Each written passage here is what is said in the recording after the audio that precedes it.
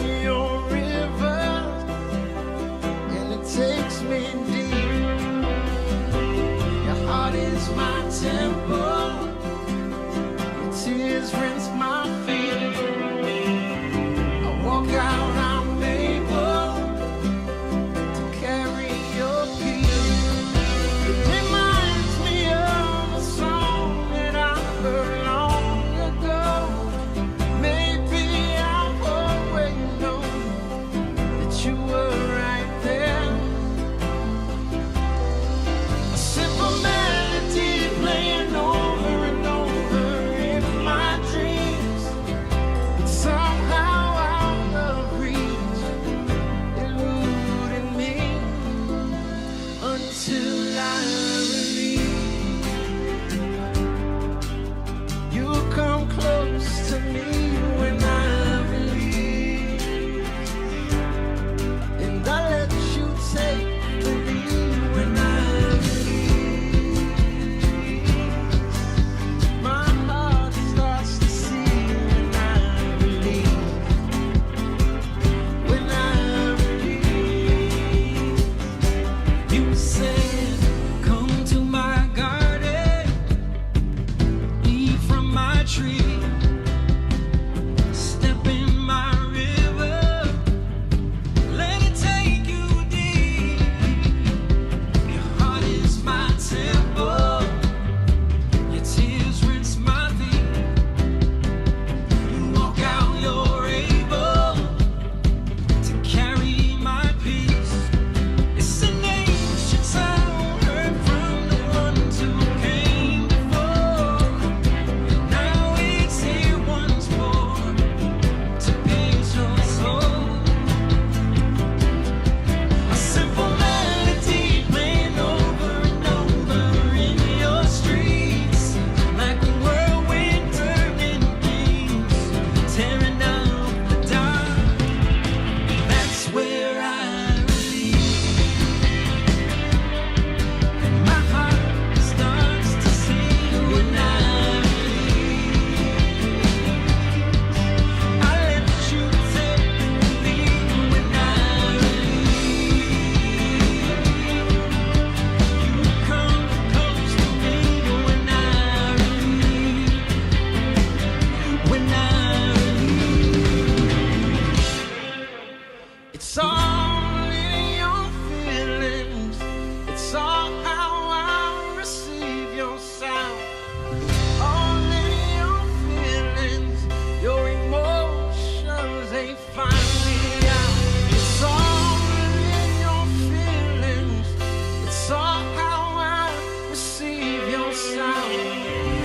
All in your feelings, your emotions, they find me out when I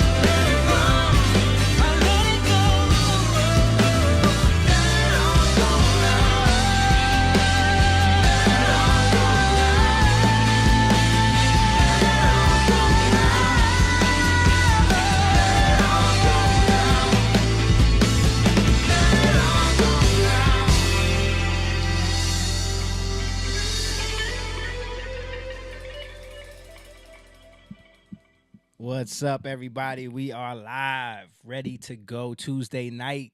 Shout out to everybody who is in the chat already. I see y'all chiming in. We appreciate each and every one of you. Want to say a big what's up to Jahia, to Melissa, to Courtney, our girl Courtney, Patreon member, Young Lion, King Lion level. We love you, girl. Paul, another Young Lion in the building. Jerry, appreciate y'all. Hey, we're going to get into some things. We got a good topic this evening. We got a lot of stuff to get into. You're watching Young Lion TV. Young lion, everywhere I look, they're dying.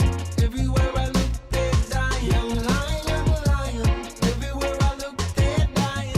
Everywhere I look, they're dying. Young lion, won't you get up and start fighting? Everywhere I look, they're hiding.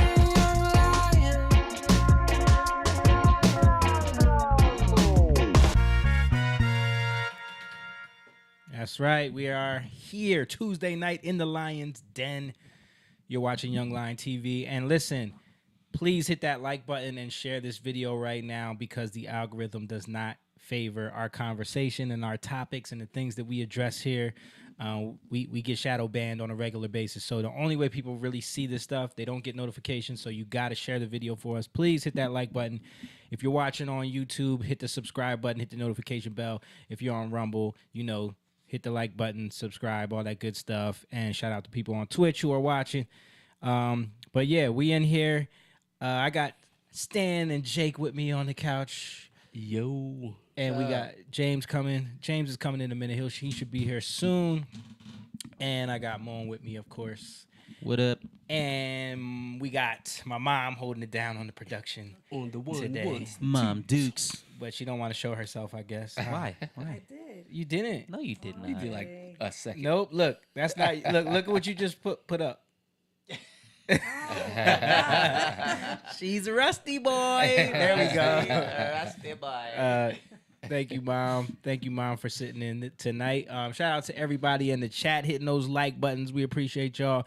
Listen, if you want to support what we're doing, we're going to get into some serious topics. We got some funny stuff. We got some interesting stuff. We got some pretty disturbing stuff to show you guys. So listen, if you want to support what we're doing, go to the Patreon, become a member on there. Everything that you guys do is going to help us just continue to build this thing. We've been doing it for a while now, and everything that people have helped and contributed with has just gone to better equipment, more cables, more... As Moan's messing with As you. Moan is like creaking his trying mic. not to make the noise. Yeah. But we do need y'all help and support. So shout out to Emma who just joined. We appreciate you, bro. Another Young Lion What up, Patreon Emma? member in the building. Emma still ain't hit me up for the gym. You know how that goes. Yeah, shout out to Jay Copes. See you in there. Yeah, but if you want to support, patreon.com/YoungLionTV. Also, we have the Cash App if you want to just throw something on there, $YoungLionTV. We also have our website, jatan.com, for music and merch. All of that stuff is available to you if you want to just check out what we're doing. We got some new songs that we're getting done. Mm-hmm. Are y'all excited I'm about excited, those? man. Yeah, man. Some good stuff. They're coming out good, man.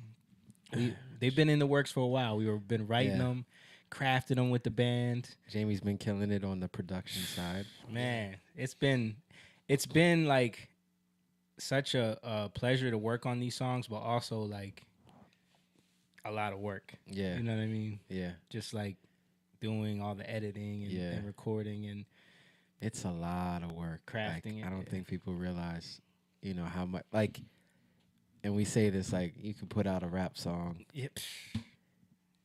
and, or something of that caliber, which I'm not hating on any of that. I'm just saying that what we do is a lot more work. It's a lot more Detail. detail. with Yeah. all the You know. instruments and Yeah. Yeah, it's such a different animal. Shout out to Kyle. He said marriage is not dead. He's chiming in already. Hey, we're gonna talk gonna about talk it. We're about gonna it. talk about it. Kyle and Rand. Rand both They're both chimed watching. in. And they just got married, so I know they're gonna say it's Yeah. not dead. We'll see if you guys feel like that in a couple of years. They will. No, I They know will. y'all will They be in fine. love. Yeah. Shout out to May, and listen, guys, hit the share button, please. Yo, here comes James in the building. what Brother James. Brother James is here. Mr. Build Right himself. Right. He's back from building it right all day. I built Been it wrong. building That's it why right. it's over there. But no. So the topic today is marriage dead? So we're gonna talk about that, James. All right. Yeah, and we got some other stuff that we're gonna touch on. Let's do it. What was I saying though? Oh, we were talking about the music. Yeah. So like, and you know, I do work in the studio all the time. Like, you know, shout out to Jay Copes who's in the chat. If you're still watching, I'm in the studio with him tomorrow night. But I'm in the studio with him all the time, and we're like the type of music that he does, crafting those type of songs is still there's an art to it, and it's still like a process and it's still like involved, but it's so much more work to do like what we do with a live band. You know, like the amount of work that goes into just Setting up. setting up, The last piece to that was cutting drums. cutting live drums. Cutting live drums. Yeah. Just I know there's an art to that. Yeah. Getting the Mic mics placement, right. placing the drums in the room, Yeah. placing the mics on the kit so you get the sound that you want out of the drums. And then, I mean, think about it. Every song that I recorded, there was 13 tracks of just drums. You know what I mean? Because like you got 2 kick drum mics, 2 snare drum mics, overheads, hi-hat, all the times, and then room mics. Yeah. You know, so you're talking about 13 tracks right there that then have to be edited, and you go through all the takes, and you piece everything together, you fix any timing issues. It's just it's a lot of work, and that on top of the guitars, the bass, the vocals. Like we don't just do one vocal track. Right. You know what I mean? We got at least 16 tracks of vocals on all of our songs. So it's like all that stuff has to be worked on.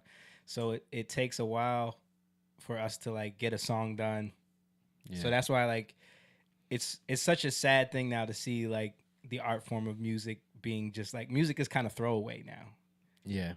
Like the way it's Doesn't kinda, have to be. Yeah, but I'm saying like the way it's used in the modern realm of artistry, it's more about like your music. You just use that to get the eyeballs for your other content. You know what I mean? Like for your live shows or your Instagram or your YouTube following or whatever. Well, that's connected to motivation too, right? Yeah. Like, I was thinking about this today. You know, something simple, but I was thinking about it from both angles.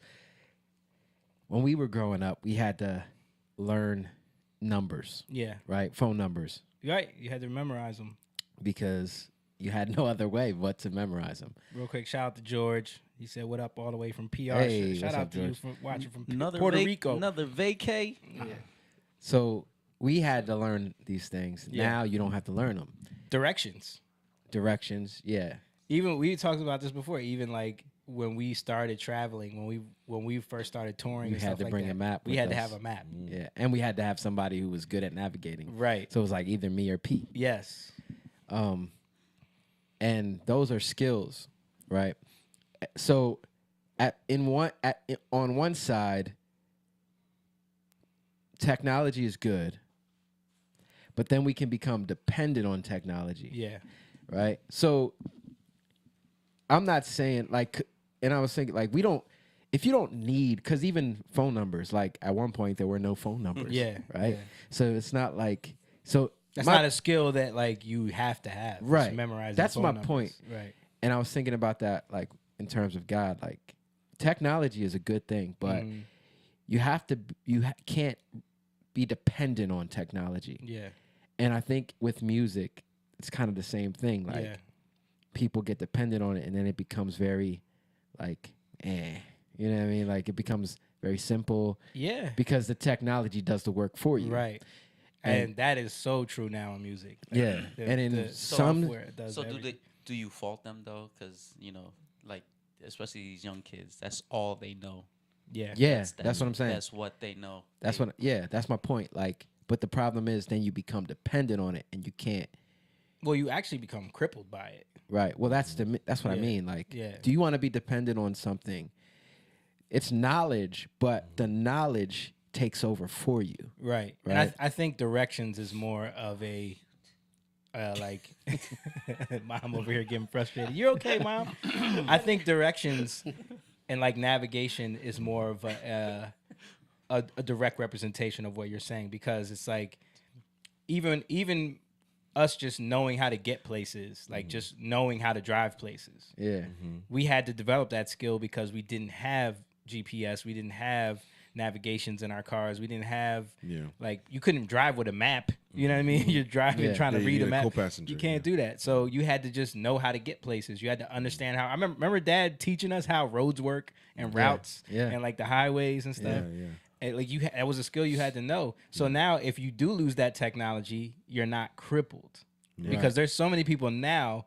If that GPS goes down, they don't know how to go nowhere. Yeah. Yeah.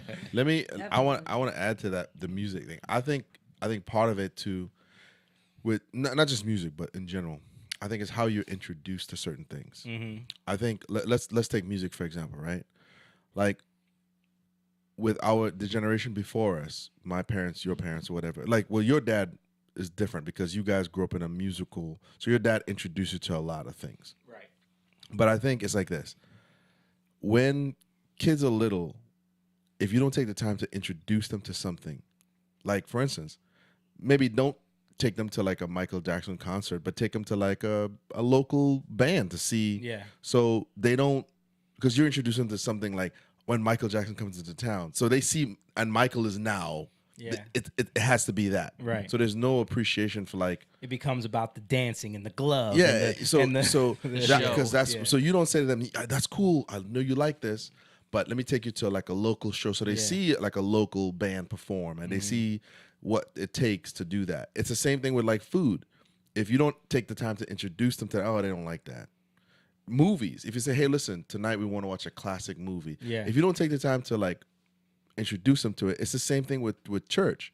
If to the kid, church is just a guy screaming up there, and you don't take time to show him, let's go meet people in the congregation. Let's be a part of this. Let's show praise and worship. Let's show how this is.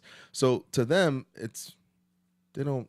Right. You know what I mean? So a lot of these kids just grow up with there's no appreciation for music anyway. Yeah. I mean, Plus, I think also pirating kind of built into that. Because, but even before pirating, I'm talking our generation. Yeah. Like I said, you guys are fortunate because your dad happened to be in that world. You guys met a lot of people, artists that you could do it. But the average person, their introduction to music is them picking. So they're picking what their friends tell them. Or just listening to the radio. Yeah. And it's like you told me that this artist is good, and I like you, so I Right. want to listen to I don't even Right. So a lot of it. I want to connect with you through the music. through you the music. like. Yeah.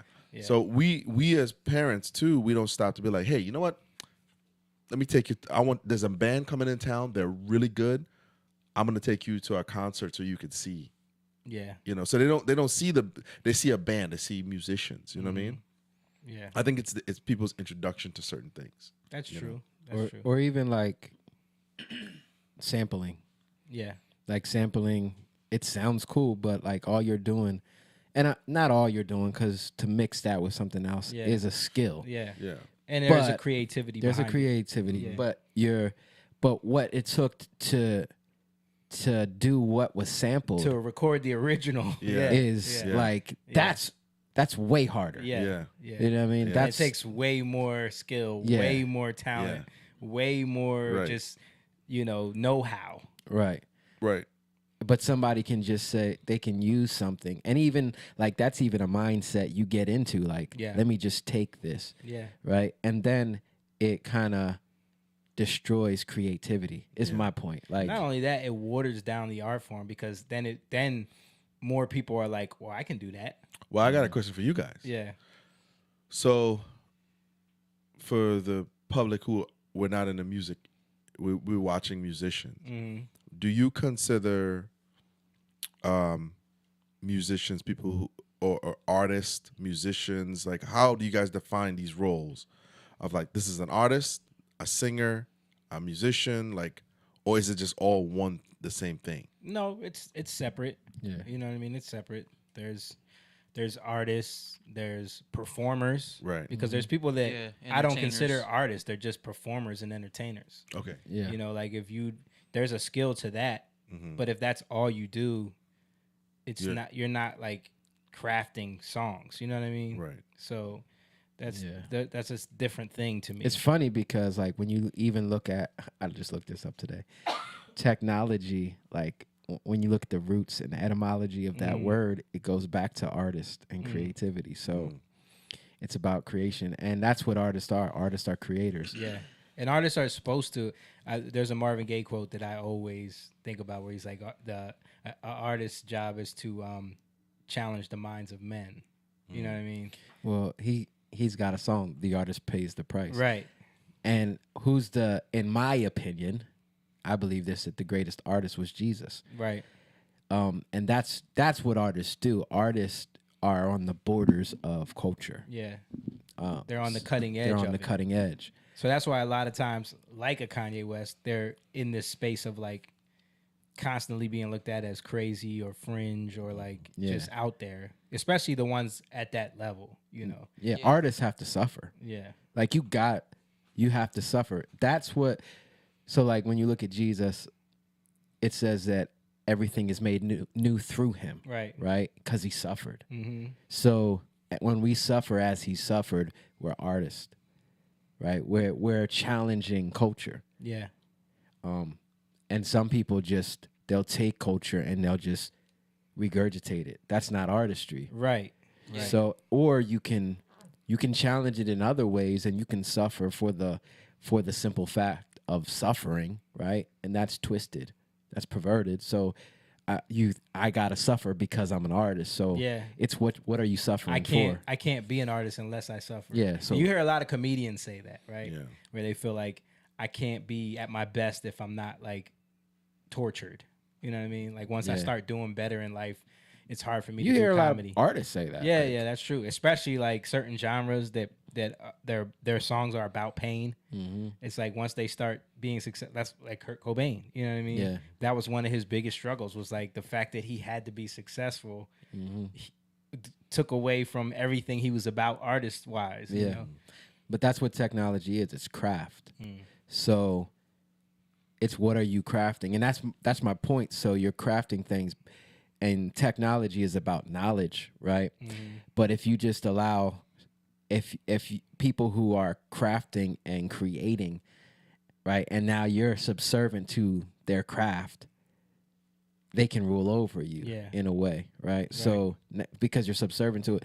Now, sometimes, like my point of bringing this up is because some things need to be let go of, right?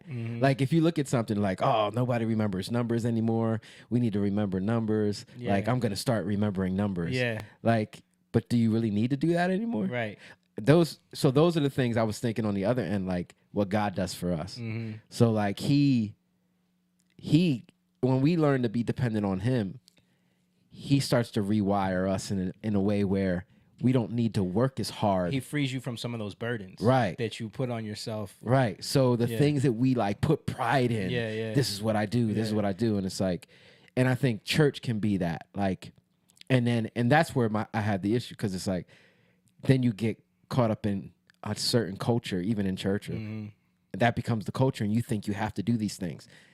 When really, no, those things were just there because you didn't know how to do the work of God. Like, Yeah. so when you learn how to rest from that, you're actually coming to a greater technology with God, right? The issue with technology is if it's given too early, then without responsibility, that's when it becomes a problem for people. Yeah. You have to be responsible with technology, right? Like, I feel like technology is always given too early because it's like, what you can't say given too early, but there's always that arc of like, we don't know what to do with this thing. And then it kind of like becomes a wild animal for Yeah. a while. And then we figure it out, you know, and it starts to take The internet. yeah, that's what I was Like- thinking of. The internet is like that. It was the Yeah. Wild Wild West. it You know, still is. Like, yeah. if you look at how people comment and like just go crazy in the comments, Yeah. like, it's the Wild West still, Yeah. you know? There's no accountability. Yeah, but even that, like, So who controls it? Who Aren't they trying to pass laws now where it's I mean, they're already Yeah. controlling it. But how do you do that with? they're not China wise? Hmm? Like, Well- like how China they have like blocks on stuff. yeah. China is like completely controlled internet. Yeah, Yeah. and that so like how do you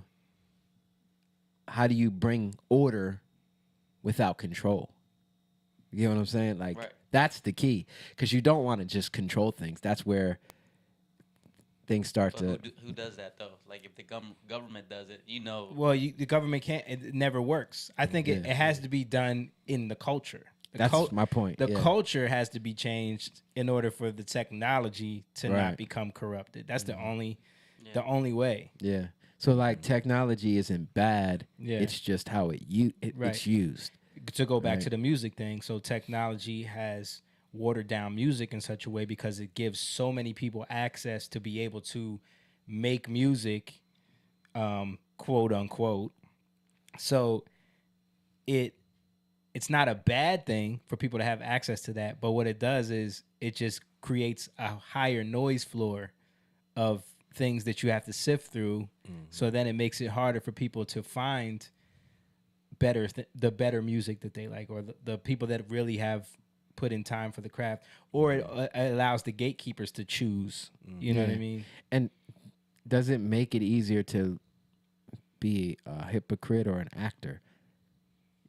Yeah. You know what I mean? Because like think of like you can make something and I know this is how we felt like back in Yeah. the day when we were doing music. Like Yeah. you make something and then it's like you think you haven't really done nothing, Yeah. but you think you're greater than you really are type Right. thing. You get what I'm Right. saying?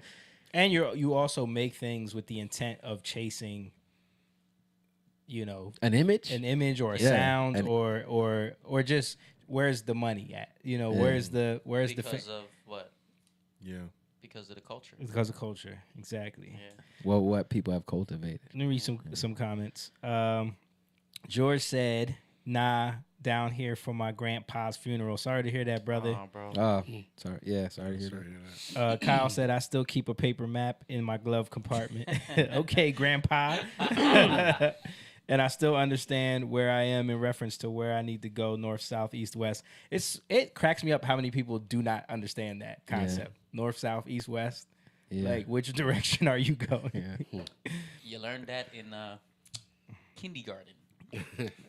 Oh, shout out to Charlie, Beverly, Marcel, Grace. Shout out to you guys. Everybody hit that share button, hit the like button. But yeah, let's get into some stuff before we get into this marriage topic. So first thing I want to play is the Eagles game. The Eagles are 6-0, right? The Eagles are 6-0, and I'm only bringing this up because there is a significant thing that happened. Real quick. Yeah. Our friend Courtney is a Dallas fan. Oh, I didn't know that. How? So she's Boo. talking smack. So You wait. know? So Courtney, shout out to Courtney, by the way, because I have to mention this. Courtney came to church on Sunday, and got thrown into a serious battle. Yeah. But We're no, not we gonna appreciate you. Go Yeah, deep on that. we appreciate you. So yeah. And then you had to face a devastating loss after that. Devastating. So, that sucks. She said, "I knew Moon could not wait to tell y'all."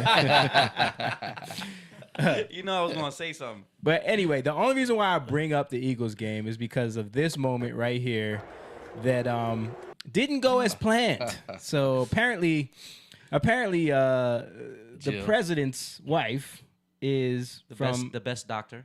the best doctor. Yeah, she should be the Surgeon General, according to Whoopi Goldberg. But apparently she's from Pennsylvania. She has roots in Philly. She's always been an Eagles fan. So she goes out to the game, expecting her applause and her adulations. And she got this instead. She got it.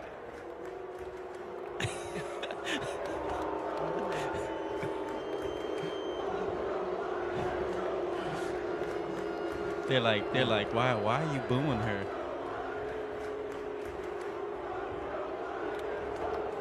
Yo, yo, you didn't hear that they part? didn't even say "Let's go, Brandon." No, they're saying the F Joe Biden chant.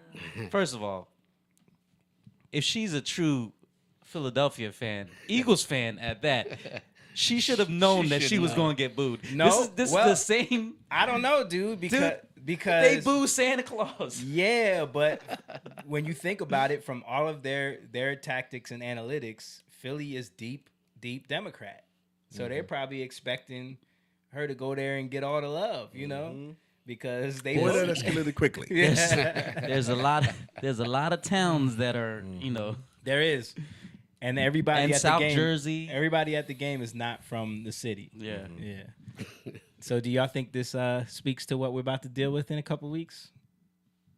At all? Well, with the election, The midterms. Oh yeah. Do you think that there's a? I think it that's seems gonna like be- there's a huge it's gonna be a red Yeah, typhoon. shift happening. Typhoon. Yeah, I mean, let's see how the whole voting thing goes because you know Right. that's Yeah. What about the voting thing? that's an issue. But they would have to cheat a lot though. but yeah, I'll be praying. Yeah, man. We gotta pray. Yep. We have to pray every day. And then her husband got caught. Just bring this up, Mom. So I don't know if you guys heard about this, but he got caught hitting up Saudi Arabia trying to get some help for the midterms. They released a statement. The Kingdom of Saudi Arabia confirms that Biden attempted to coerce them to postpone oil cuts until after the midterms and announced that they have rejected his quid pro quo. So he basically hit them up as like, because they were talking about cutting their oil expenditures that come to the U.S. So, and they know that that's going to shoot gas prices back up. So, so he hit them up like, "Can you just hold it off until after the midterms?" Like, Yo, they ratted on and they him. ratted him out. They ratted him out, dude. And that's a real quid pro quo. Yeah, Good. yeah. This is the whole statement here. You guys Election can interference. check it out. So does that mean he's gonna get in trouble for this? Of course not. So why is this Biden's fault? Like, wouldn't this have happened under Trump anyway? No, absolutely not. Explain to me. What do you mean why. this? I mean, The gas. I hike. think inflation would have still happened because they did print that They they printed print a lot so of much money, money right. Yeah. during the pandemic under Trump, but the gas price thing Yes. is a Energy direct costs. a direct result of the energy policies that he's trying to put in place because Yep. and he vowed to do that when he got elected. Everybody that voted for him knew he kept saying, "I'm gonna get us off fossil fuels. I'm gonna climate change this, climate change that, Yeah, and close down the pipeline. close down the pipeline, We were fracking." Shut down all those operations that were in We, place. we became the number one. Exporters of oil. Yeah. So He said And we he- became he- completely didn't he- oil independent. Didn't at first he said he wasn't gonna do that? No. But then He said that one flipped. time, I think, because that might have, and that was early. yeah, he said it. I remember once. in the debates, and when Yeah. people kept asking him out on the street, he kept saying he's gonna, Yeah, I'm gonna he's- get it get out of out, here. yeah. I'm gonna get gonna us shut out it of down here. It's gonna completely. be gone. You remember? Yeah. And so Yeah. Joe, by the way, That was Yeah. the first thing he did was stop the pipeline. yeah, that Yeah. was the first thing he did. When So A lot of people lost. I mean, jobs I'm asking. It's a generic. Yeah, because yeah. I know the answer. I just wanted to say like, put that out there. Like, Right. This is they're doing. It's but not like it's funny because when the prices go down a little bit, like they went down the last couple of weeks a little bit, then they're saying Biden, his press secretary, she's doing the policies that he put in place. The Inflation Reduction Act has saved households $420 million. It's like, When it goes up. but when it goes up, he has nothing to do with it. But When it were we, goes were up, we it still has so buying much- oil from Russia, even like in But the initial? the percentage that we were getting from Russia was so low, it really didn't have any effect. Okay. We They still we were, though. We were independent under Trump. We were independent. You under mean Trump. after? You After mean the during- war. After the war. After the Ukraine invasion. Oh yeah. I Still think buying. I think we bought even more. Yeah. Like So they were trying to cripple Russia, but we were still buying oil from them. yeah. We talked about that on here. We showed the article how much oil we were buying from Russia, even after they were the enemy. Paul Horner said quid pro Joe. Yep. That was his name before, too. Yeah, man. If you forget about that, fire the prosecutor.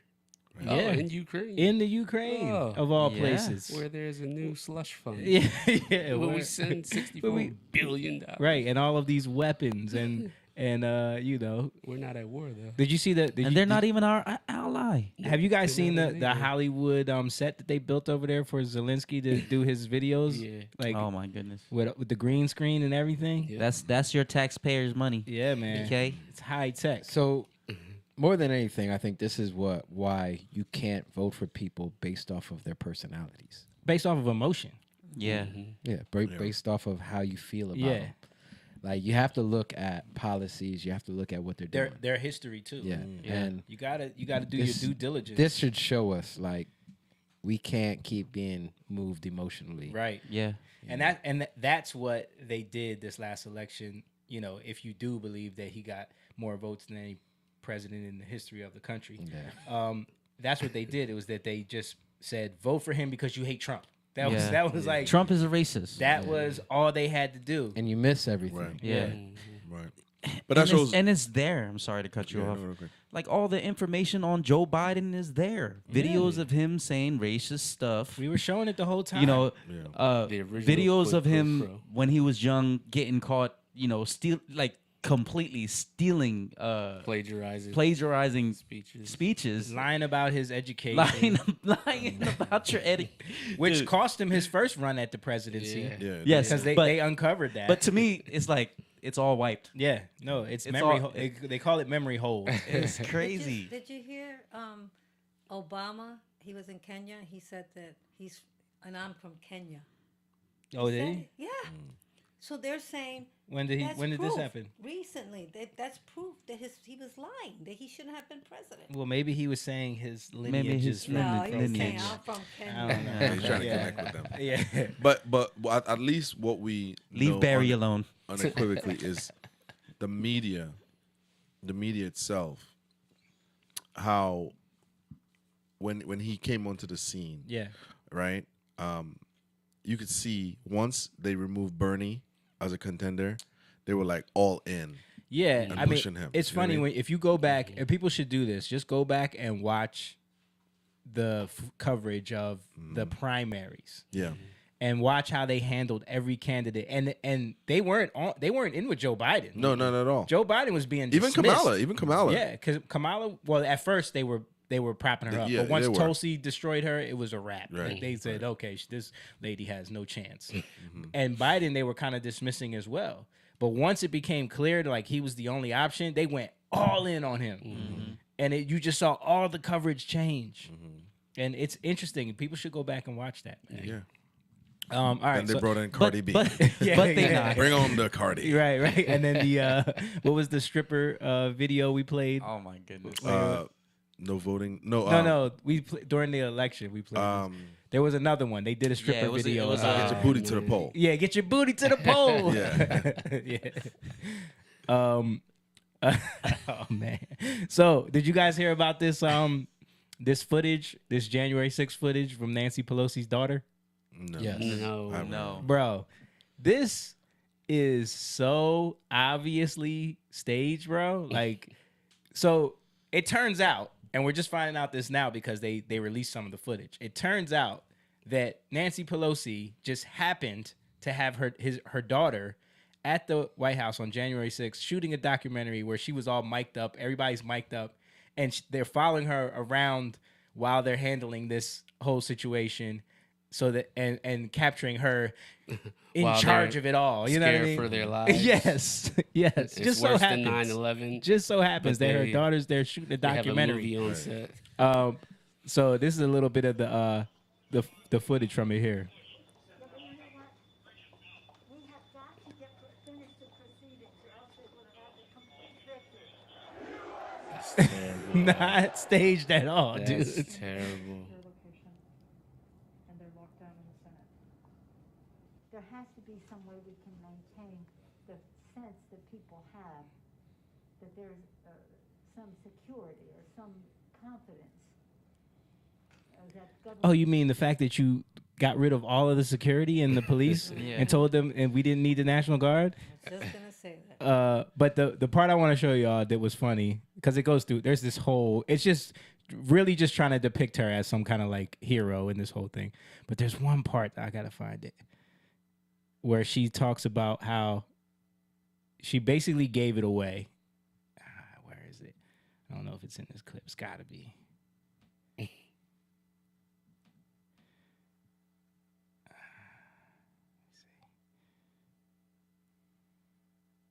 He just looks fake. I know.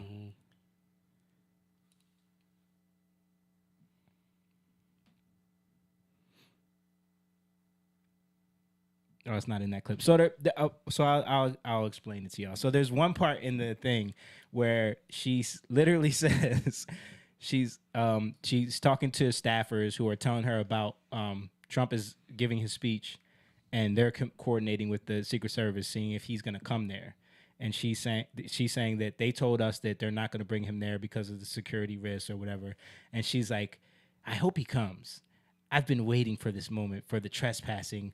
I'm gonna punch him out, and I'm gonna go to jail, and I'm gonna be happy. And everyone started sharing that clip around the internet because it was like, wait a minute, you've been waiting for this? Mm-hmm. You've been waiting for people to trespass on the Capitol grounds? Like, it's almost like you wanted this to happen. Yeah, that's why he got rid of all the security. It's almost like a whole setup. Right. You know what I mean? And Well, she kind of like gave it away. Yeah, I mean, with that, we know that there was FBI Yeah. inciting things. Oh, That's yeah. not even a question anymore, you know?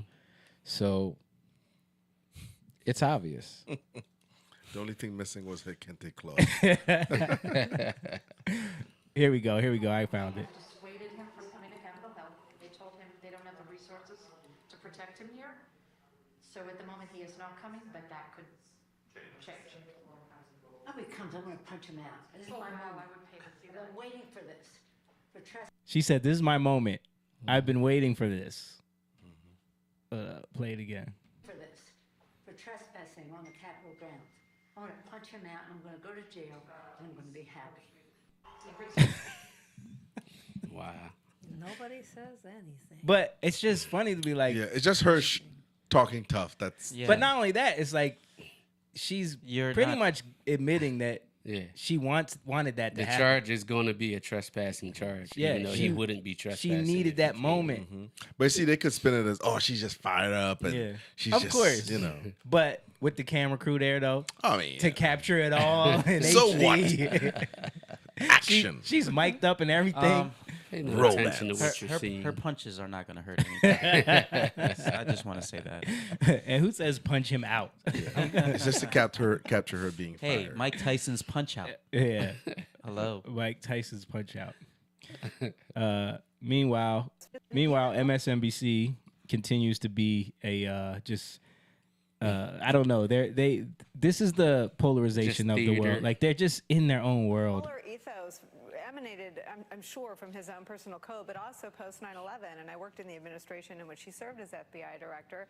And what he Oh, this guy should sort be of in jail. gave birth to in the lexicon was the FBI would never again, Isn't first that, of all, fail to sync up with the CIA, stru- and all sorts Yeah. of artificial and real walls were torn down, and they would never again fail to connect the dots. I've not heard one utterance of connecting the dots from Christopher Wray in the days after the deadliest attack on the U.S. Capitol in our, in history.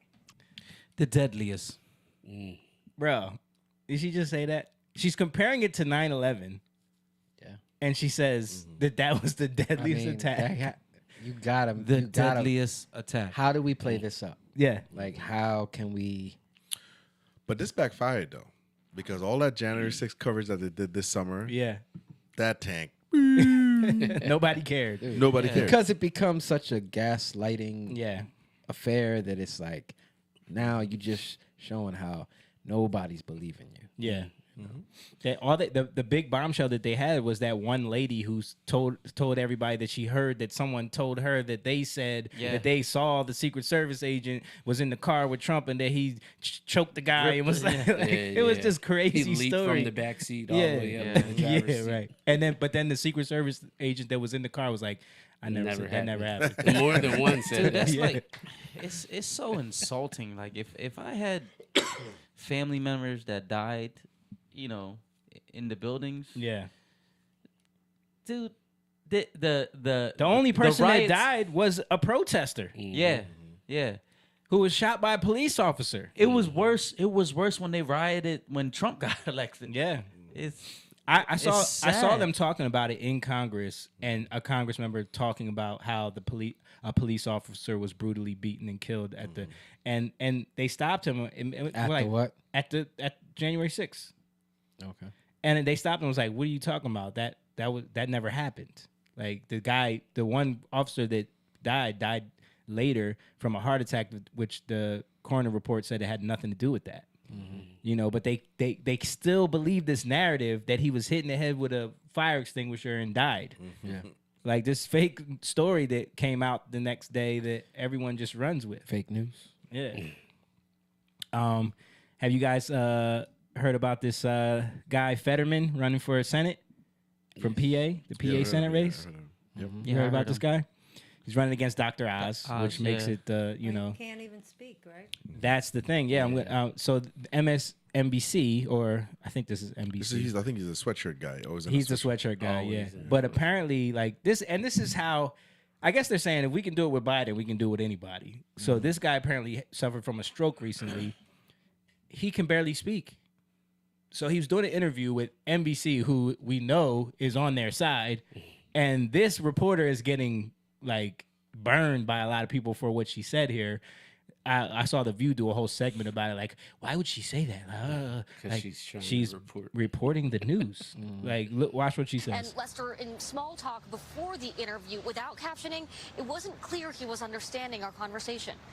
Can voters trust that you will be able to do this job on day one? Yeah, of course. And Lester, in So- small talk before.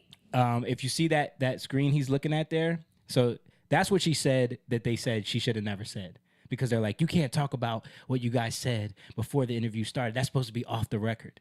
But she was basically making the point that he couldn't understand small talk because of the stroke that he suffered. And if you watch, like, there's so many compilation videos of him just like speaking nonsense to people. And also in that interview, she describes how he had to have a special device that would closed caption everything she was saying so that he could read it and then process it and then try to answer her questions. Like, how do you push someone like that for the Senate? Yeah. You know what I'm saying? And do you have a clip of him doing that stuff? Or? it's That he just did it there. yeah, that he was screen that he he was was looking he at? was doing it in that interview. But you can barely tell. Yeah, the No, he looks right at it though. At the screen. Before the interview, Watch, look. without captioning, it wasn't clear he was understanding our conversation. Can voters trust that you will be able to do Look this where he's job looking. on day one? See his eyes are Yeah, focused of course. over. And Lester, in small. But the reason why I showed that is because that's what they got mad at her for saying, that he couldn't understand the small talk. But if you see the whole report, she's trying to talk she to him. talks about how, like, and you could see him they show the screen with the closed caption, him reading it. They show the whole thing, so they're not hiding it. So this is recent. He suffered from that. Yeah. In my opinion, it's from the. Like here's Are so much better than the Eagles. At first, I just hold up. Eagles are so much better than the Eagles.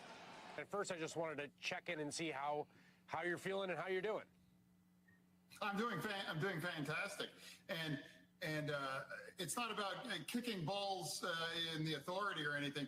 And make sure you take advantage of this amazing opportunity to.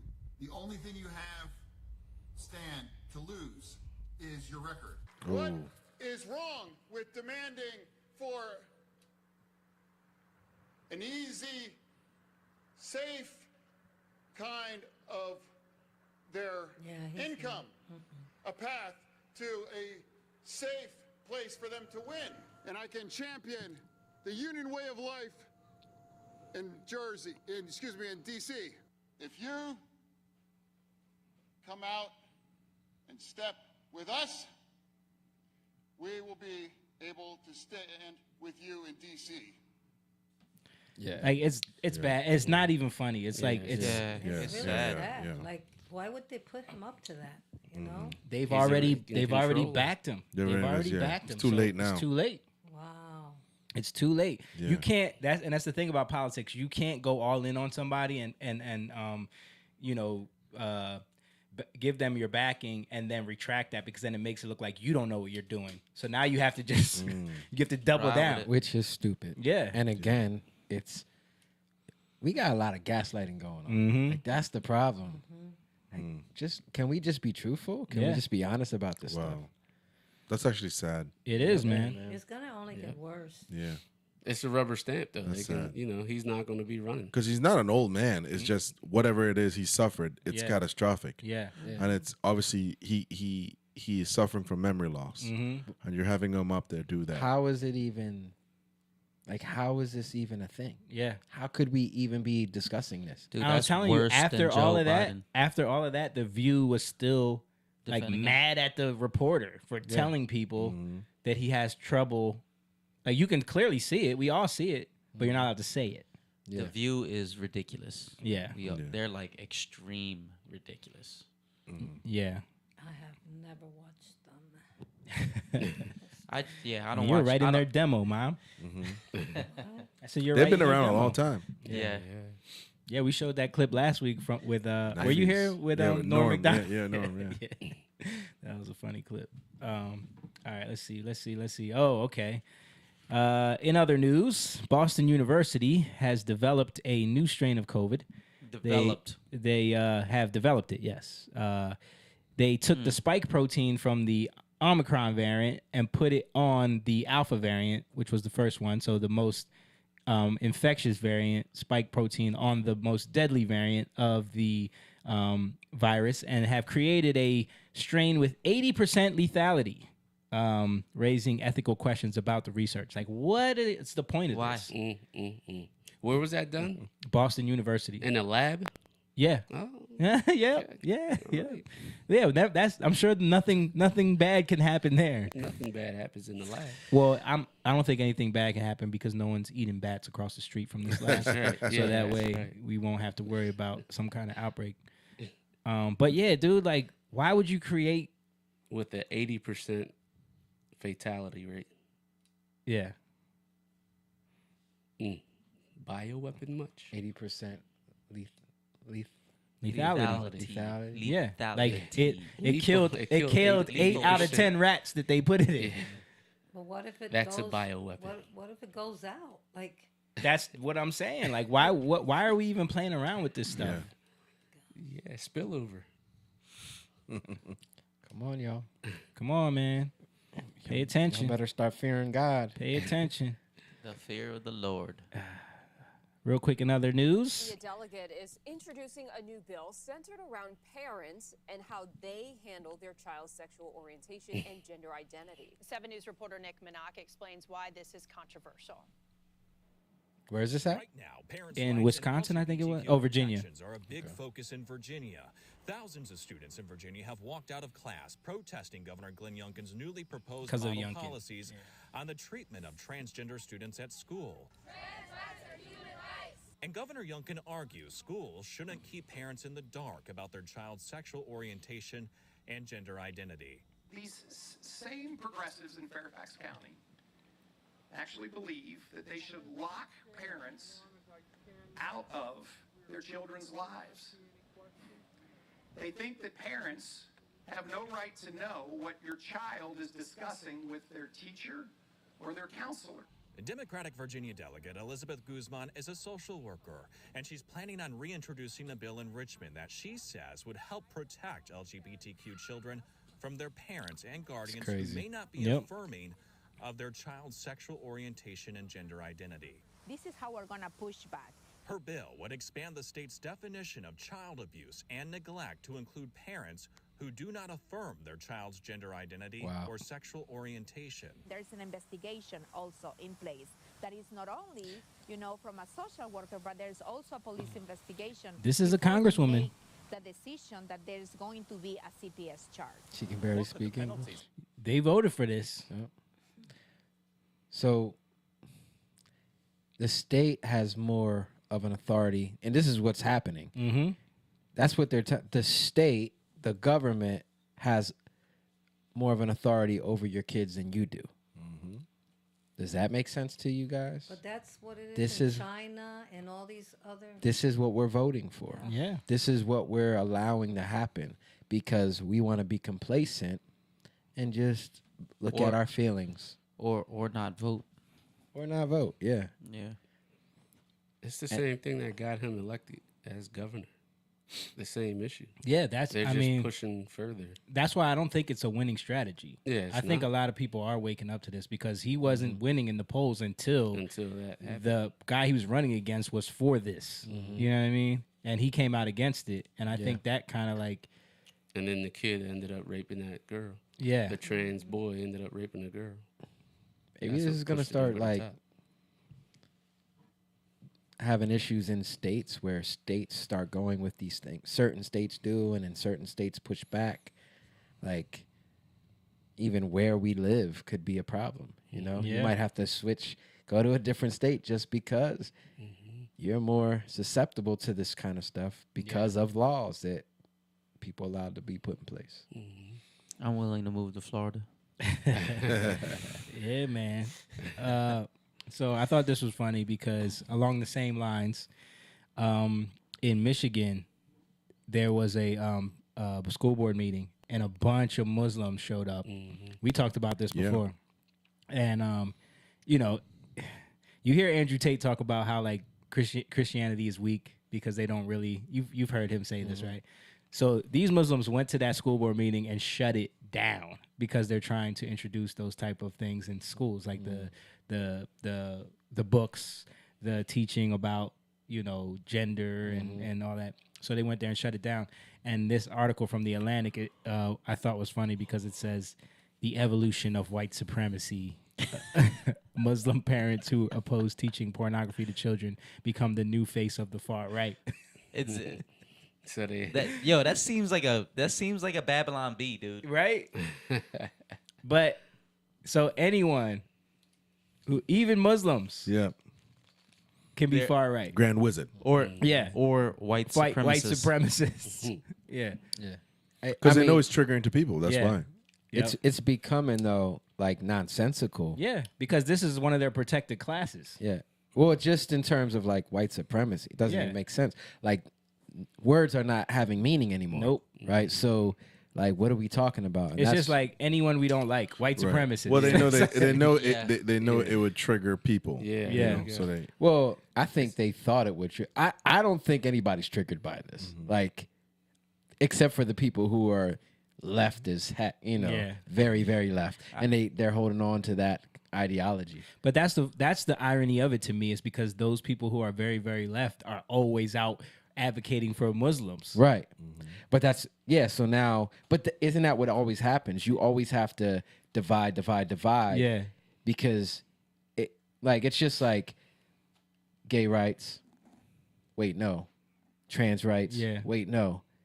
Non-binary conforming Right. rights. Like it always goes. Now it's turning into like pedophile rights.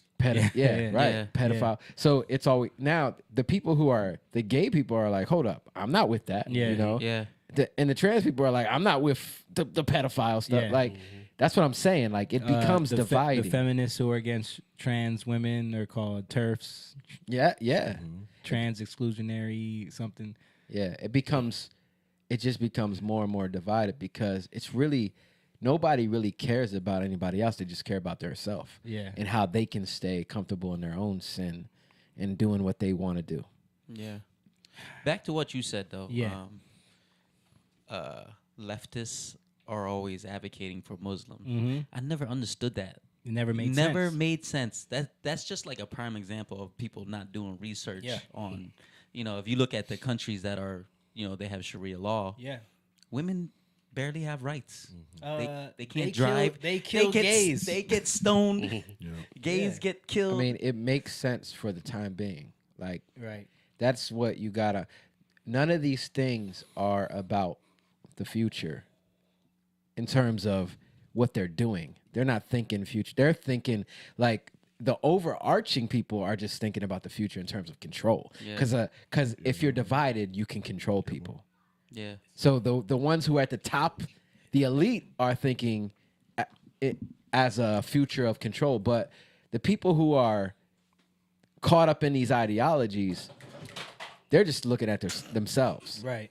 You know what I mean? Yeah. That's why like you can lump everybody in for a time being. For a time being, and then eventually it's like you divide. Right. I have a prime example of that I want to show y'all.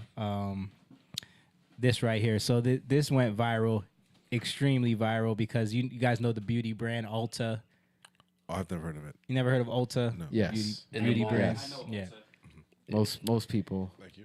Well, most women know. I guess your wife probably doesn't mess with that, but No. yeah. But anyway, so they did this like video podcast style thing, and it's called Trans Girls Can Do It. All tune into the latest episode of Beauty, where host David Lopez sits down with guest Dylan Mulvaney to chat all things girlhood. They're chatting all things girlhood. Go for it. Now I know I can find love. I know I can still be a performer. I know that I can have a Wait, family. wait, I want to wait. be a Look at- mom look at one dude's day. full Absolutely beard. can.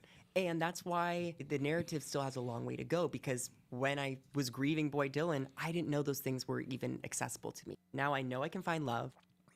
So they did like a podcast style thing about girlhood. Mm-hmm. These are the two With people. no girls. Yeah, where's the girl? So Ulta. what happened was in the comments, dude, they were getting destroyed to the point where like they turned comments off. Then they had to turn them back on because people were roasting them for turning off comments. Then they were hiding comments, and then they had to unhide them. Like, Yeah. because women were like, "Yo, who buys this stuff?" Women. So they're like, "Yo, how? But what are y'all doing?" I think, yes. Here's the thing, right? I think this stuff should happen. Right. Because what it's doing is exposing. People are speaking. People are tired of it. Yeah. They're tired of it. And I think the more and more this stuff is pushed on people, they're going to get frustrated and realize they have to fight back. Yeah. Yeah. You know what I mean? Not only women.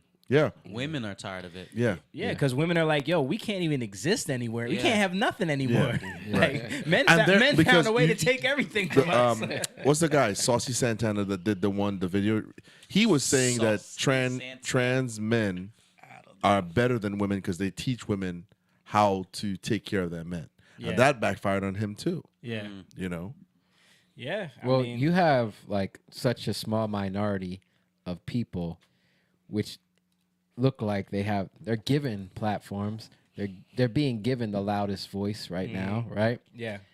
But they're the minority, and it's like people are like, hold up, what? They Yeah. don't speak for me, Right. You know, but they're trying to push this. Right. Are we gonna just accept it? And that's what they want. They want people to just accept it. But it ain't happening. Yeah, I think we've reached a breaking point with a lot of people where they're like, look, I'm not down with this. You know, and I think women are really starting to be like, nah, we ain't with this. Yeah, it's disrespect to women, man. Real women. Yeah. Shout out to Rob Ruffus. Say that right. What you call? I called him our drummer. No, you said Rob Ruffins. Didn't you say Yeah, that? Ruffins. Yeah, yeah. Mr. Ruffins. Shout out to Rob, man. Yeah, our We got a- bass player. We got a trip coming up this week. We going to where are we going? Indiana? Is it Yeah, Indiana. Horseshoe? Yeah. Indiana. Weren't we there before? Nope, we've never been here before. No. Yeah, but I thought that was. But again, look at what they're doing. We were talking about artists earlier, right? Mhm. They're trying to push a craft on people, right? Mhm. They're pushing it. At first, it seems like crazy, but if you keep pushing it, and then people keep accepting it or just allowing it to happen, eventually it'll become normal. Yeah. Moan is Blurring cheating the over here. lines. He's laughing. Okay, bring this up, Mom, please. I thought this was funny. I'm So not I was laughing. bringing this up I'm for not y'all laughing. to see just something comical here. This is Susana Gonzalez. She was a part of a caravan from Honduras. Why all these Spanish Wait, women? because there's let me finish. She escaped Honduras because of starvation and lack of work. Oh, we saw this before. She is the first person of the caravan to be granted asylum. and then everyone's they underlines because of starvation. I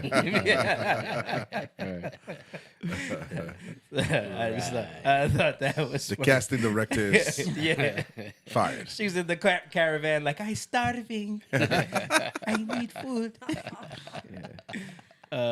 You could stand the Star Wars. Yo, this was a funny. I gotta play this for y'all. Yo. Have you seen this? I Mo? seen this. Yo, This this is was a funny TikTok, This bro. is so stupid. I just want to play it because it's funny, and then we can go on to the other stuff. So this guy's gonna show you his talent. I'm the fastest reader in the world. I read 1,679 pages book within 2 seconds. What? Yes. Go on.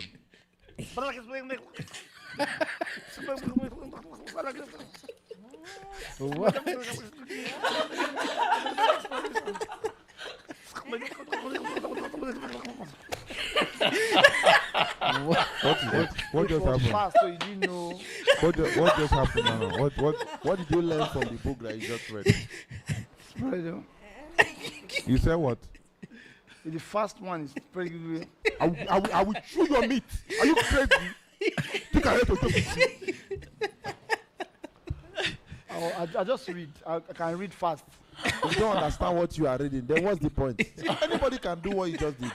What kind of talent is this? Yo, crying. I'm the fastest reader in the world.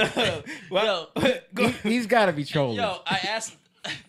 We watched it with Donna, right? Oh, and I yeah. asked him, I was like, "Yo, is that a thing? I will chew your meat. I will Is chew that- your meat. I will chew your meat. Yeah. Is that like a curse or something?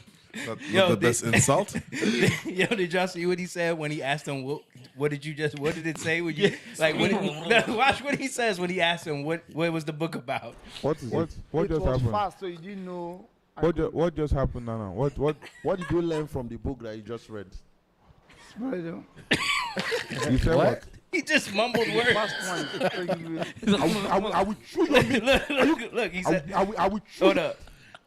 The first one is pretty good. That first one is wiggly. Oh my god. Yo, my stomach is Crying. Yeah, then he explained it. Yeah. He's like, I just talk fast. Yeah. And that's what dude is like, I will chew your meat. It's just why are you so? He's so mad. Like, what is this?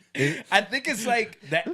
This is like the African version of America's Got Talent. Yo, dude, he's gotta I don't know. be. He's gotta be trolling. Yo, He's gotta be I don't trolling. know. I think he thought he could trick him. Like,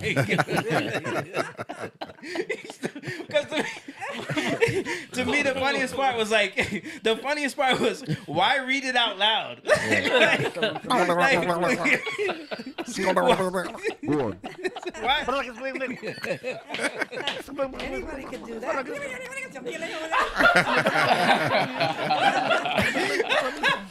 Oh my god. That is funny. Like, that's what took it over the edge for me. It was like, yo, if you're gonna just pretend, added the sound just effects. just flip the pages and be like, I read it. Yeah, I'm done. He's like, I got to be really convincing on this one, guys. He just wanted to be popular. Yo, that was so that had me crying, dude. I was like, yo, I gotta show this to them. this is so funny. Yeah. When I seen it, I was cracking up. Oh my god, dude. So bad. Africans are hilarious, bro. It's the accent. The too. accent makes it more funny. Yeah. And the dude was so mad. Yeah, I will chew your meat. What is this? What's this? It's like, what did you just learn? Tell me what you read. Anyone can do this. Oh man.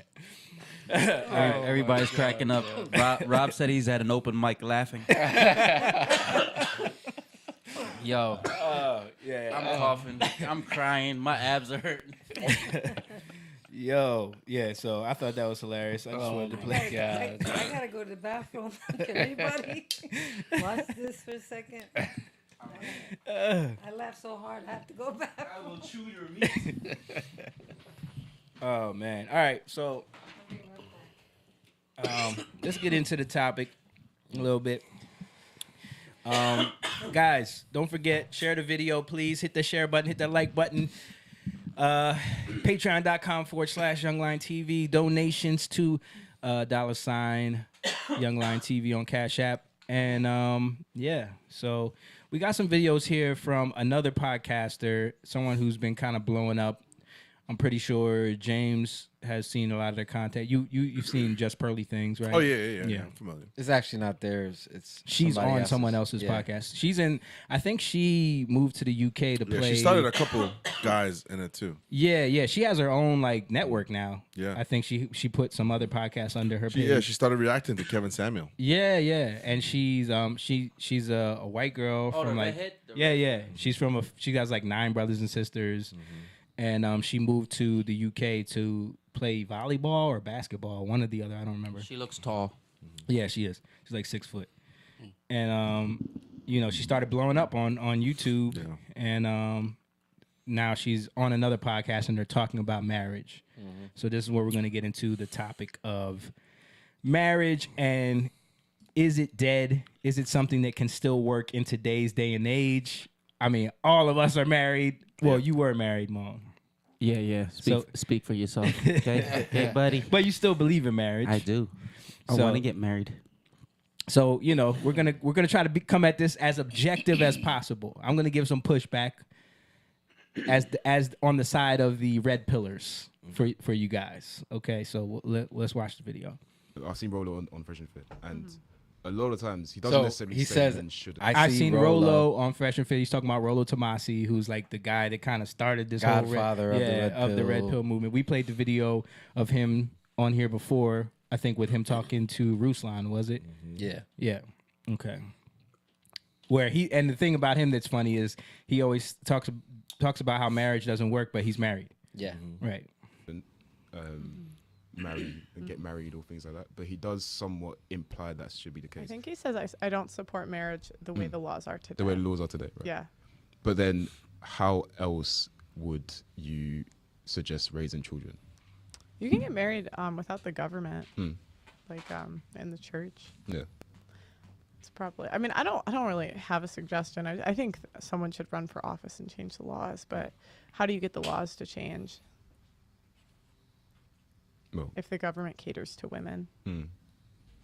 I don't know. I think because I don't know. When I just think of it from a practical perspective, I just think until men stop getting married, the laws won't change. But then it's kind of weird though. They'll still like make men legally married because then they put in laws that if you live with a girl for so long. Yeah. So it's with like children as well. men try to walk away and then it's like the government makes them do it anyway. So it's just kind of a shitty system, to be honest. Yeah, I don't know. I think that's why he doesn't give prescriptions because there really isn't a good one.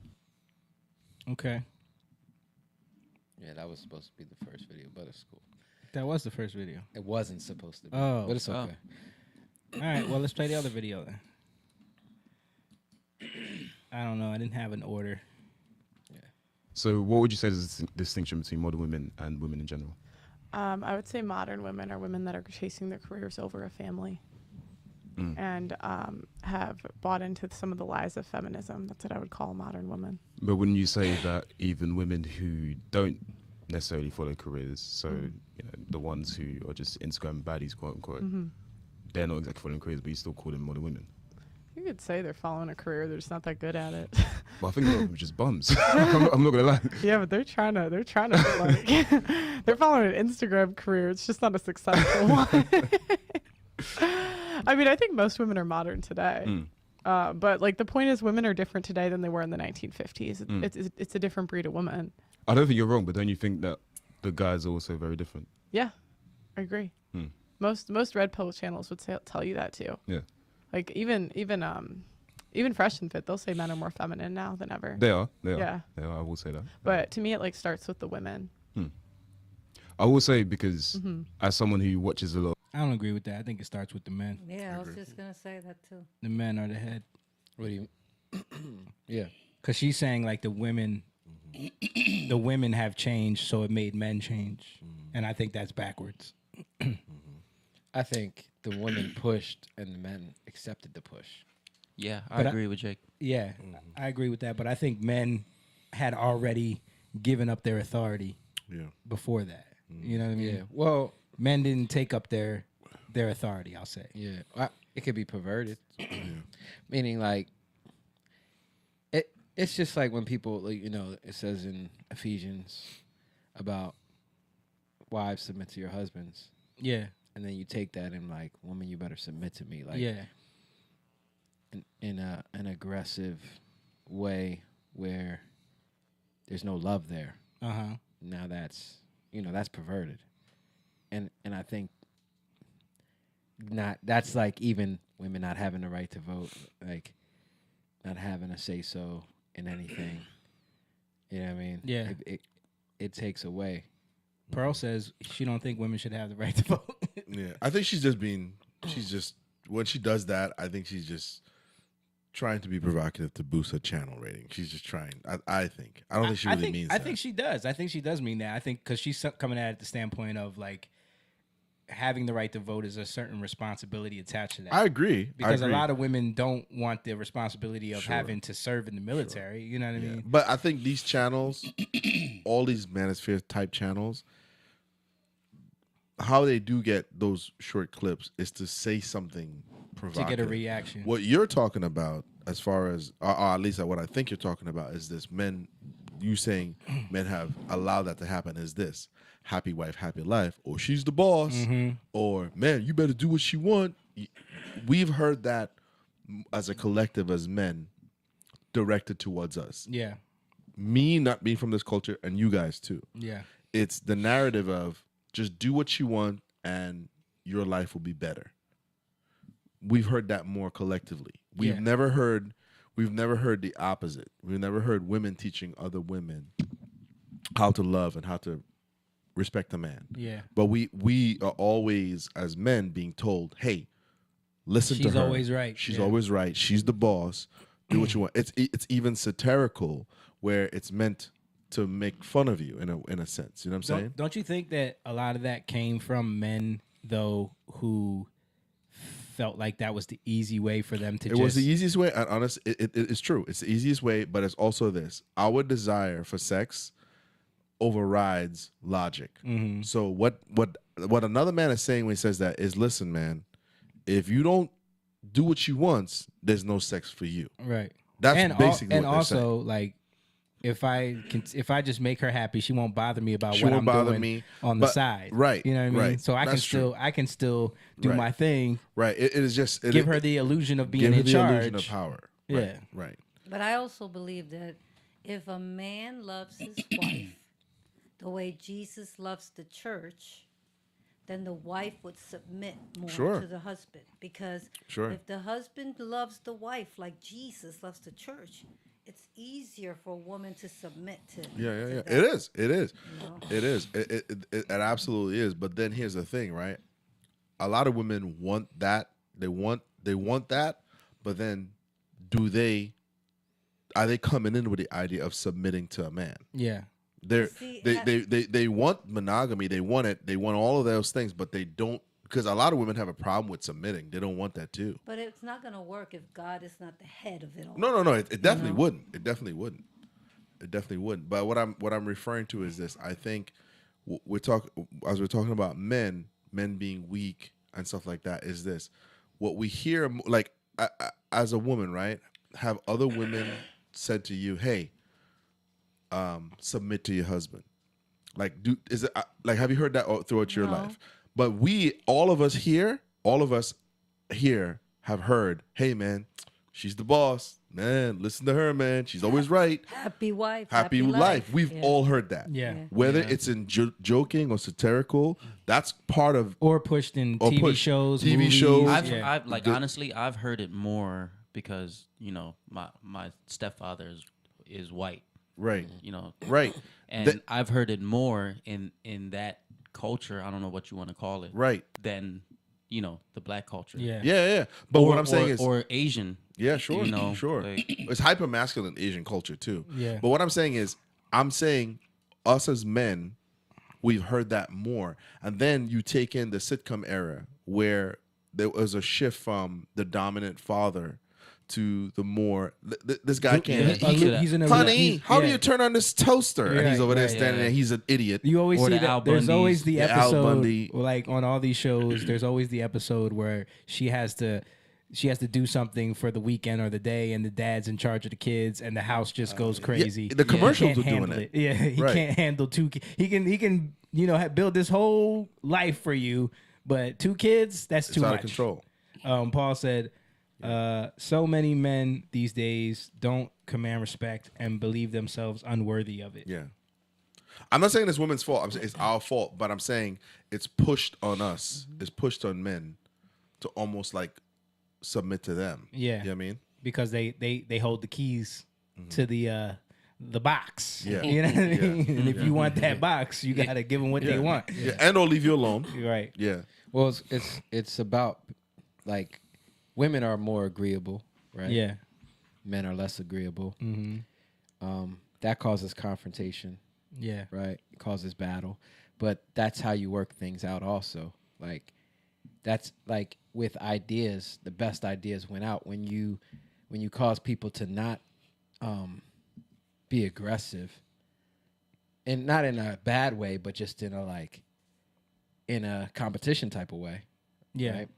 When you cause people to calm down and be more agreeable and, be nicer, like all these things, which is polite, and that's more politic, right? Yeah. It's more politics. Now you're subservient to ideas that keep you from being creative and keep society advancing, right? That's what happens. So you have men that become more subservient, right? To it's more like ideas. It's cultural ideas that you become subservient to and more agreeable to, right? And then you can't be what you need to be, because if men are naturally more disagreeable, right? Now they're just suppressing who they are. Right. And Because the culture tells you that that's toxic right. behavior. And Yeah. if they're suppressing who they are, they take it out in other ways. So then they are drinking. Yeah. They're like not really doing, and then that's what you see. That's Yeah. the caricature. You see like they got to go on their own and do their own thing. Yeah, And they're disengaged from the family. you need the They- man cave. Right, You need the right. things that Got to go I to the need- bar every night. Yeah. And to be fair, it was men that started doing that. Men started writing in these characters, the Al Bundys, and all of us who have heard this. Remember, man, she's always right. Do what she says. Women haven't told us that. Yeah. It was actually other men Yeah. that told us that. Right. I've heard that from men. I've never heard a woman say that to me. It's other men who Yeah. self-project their insecurities or their thing in front to you. They do it to you. You know what I mean? Right. Real quick, You know Jamie, what I mean? do you have 3 videos of this? I have 2. So yeah, I don't know why the most important one you don't have. Yeah, I only have 2 videos which is of weird. this. I don't know why I didn't send that to you. I just sent it. Hopefully you get it. But I guess we can just keep on watching. Yeah. You can pull it back up, Mom. He had it up the whole time anyway. Of television and cinema, and I like to study it just for to improve my content sometimes. I will say that the media is pushing a certain image and narrative towards men, and I think that when we see an advert or on a TV show, there's always a bumbling idiot dad and the We just said extremely this. competent woman who has to come in and save him from his stupidity. And I do think that's a very bad message to be telling men, because they're meant to grow up and help to propagate society. But then if you're making them weak pussies, Yeah. what sort of society are we going to live in, unfortunately? Yeah, it's a bunch of men that are afraid of a bitch. Why? I don't get it. Afraid of what? A bitch? You guys are like, I need to call my wife to do something. I'm like, you have to ask your wife. What do you mean? I get that, and that's why I would say that the red pill movement is something that's extremely necessary for society at the moment. Yeah. Especially because when we have such extreme content, geared towards the other side, as in very far leftist feminists. Yeah. You need something to counteract that. I It's think. even when it's not feminist, it's ingrained in just like modern day like talking. Happy wife, happy life. That's a phrase. But what about his All the happiness? things No we've one been saying. cares. So Literally just reiterating everything we just said. Did you? You got it. Yeah. Literally all the shows that I can think of, the men Bumbling are Idiot. very- Take that down, very Mom, portrayed- please. The Bumbling portrayed- Idiot. Yeah. I saw a commercial where it was about a wife trying to organize a weekend, and she's trying to get the husband on board about being organized, and he had to paint the car. I think it might be a Mako commercial. He had to paint the car. But instead of going to Mako, he goes to Home Depot or wherever, and he buys paint. And he now this guy is living in a suburban community. It's not like he's uneducated. This guy seems like a regular guy, and he's standing there with a brush, and he's like painting the car, and he's giggling. Got that done. And it's like, could you imagine a commercial Right. where you portray a woman doing something so foolish? Yeah. Yeah. You could. They would never let that pass. Right. But here he is painting a car with house paint, and he's giggling and laughing like he just did something. Yeah. That would never work the opposite way around. You know what I'm saying? Yeah. That It's would never like, work. What kind of idiot would you have to be painting it would actually be the other. It would actually be a woman that would do something like that. I was just gonna say, not even a woman would do that. No, I've seen actual What? videos online of like Yeah. What? women. Like there's a whole like thing on Twitter where it shows women who act like they don't need men, but then you see them in situations where The they have gas no pump idea. thing. You seen the gas pump one? Yeah. I seen a woman paint her washing car, the car with the gas? No, there was one where a woman couldn't get her car To face the pump. To face the, she kept turning it the wrong way. Mm-hmm. I So think that was fake. no, that was real, dude.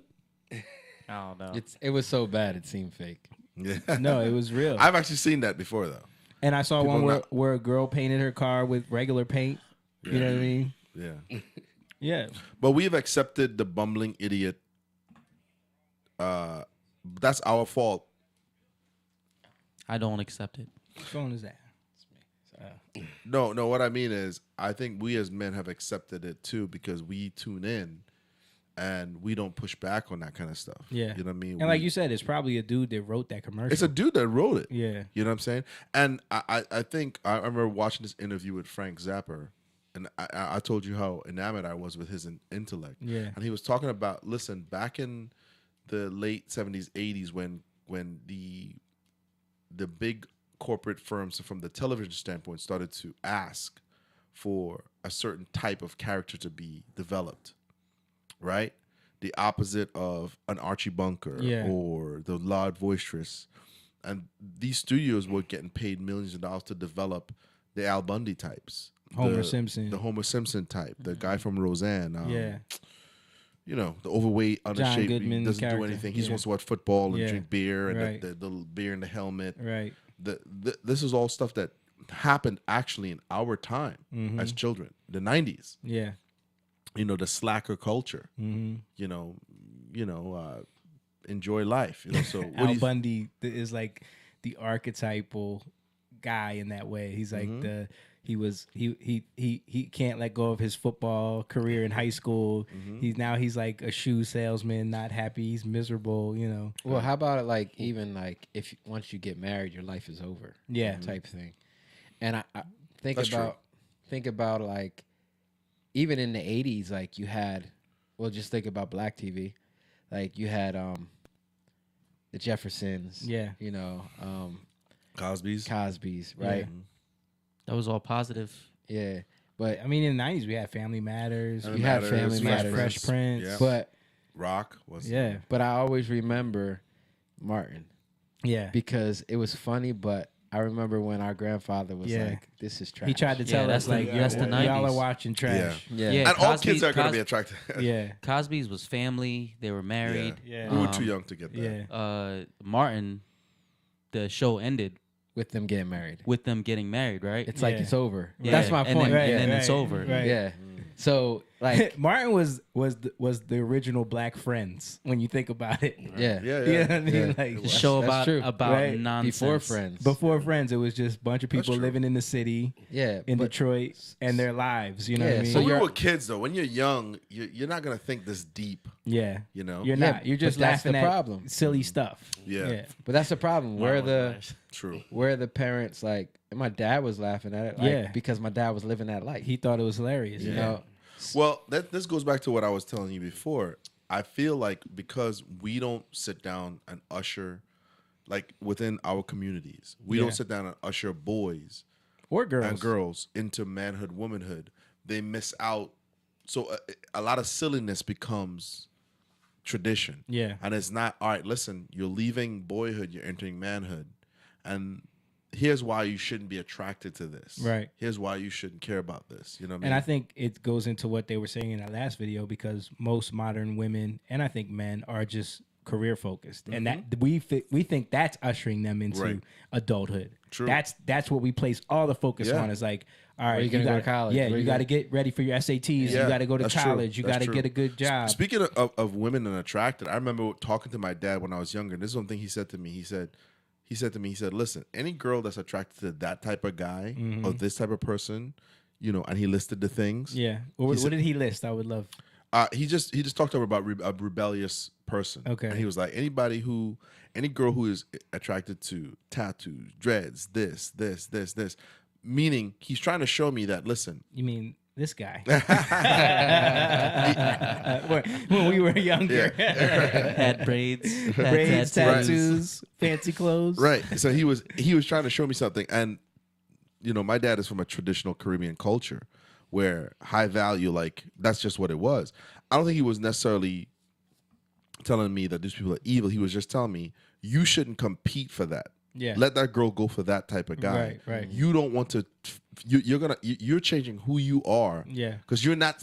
You're putting on a uniform. You're faking it. Not only that, she's You know? not going to value the things you value. Right. She already Right. showing you what she cares about. Right. You know? And did it hit me then and there? No. Of But later course. on in life, when I try to attract those kind of girls, I Right. realize I'm in a hamster wheel of their emotion. It's Yeah. whatever they like, Yeah. or whatever their friends like, that I'm trying to keep up with. Mm-hmm.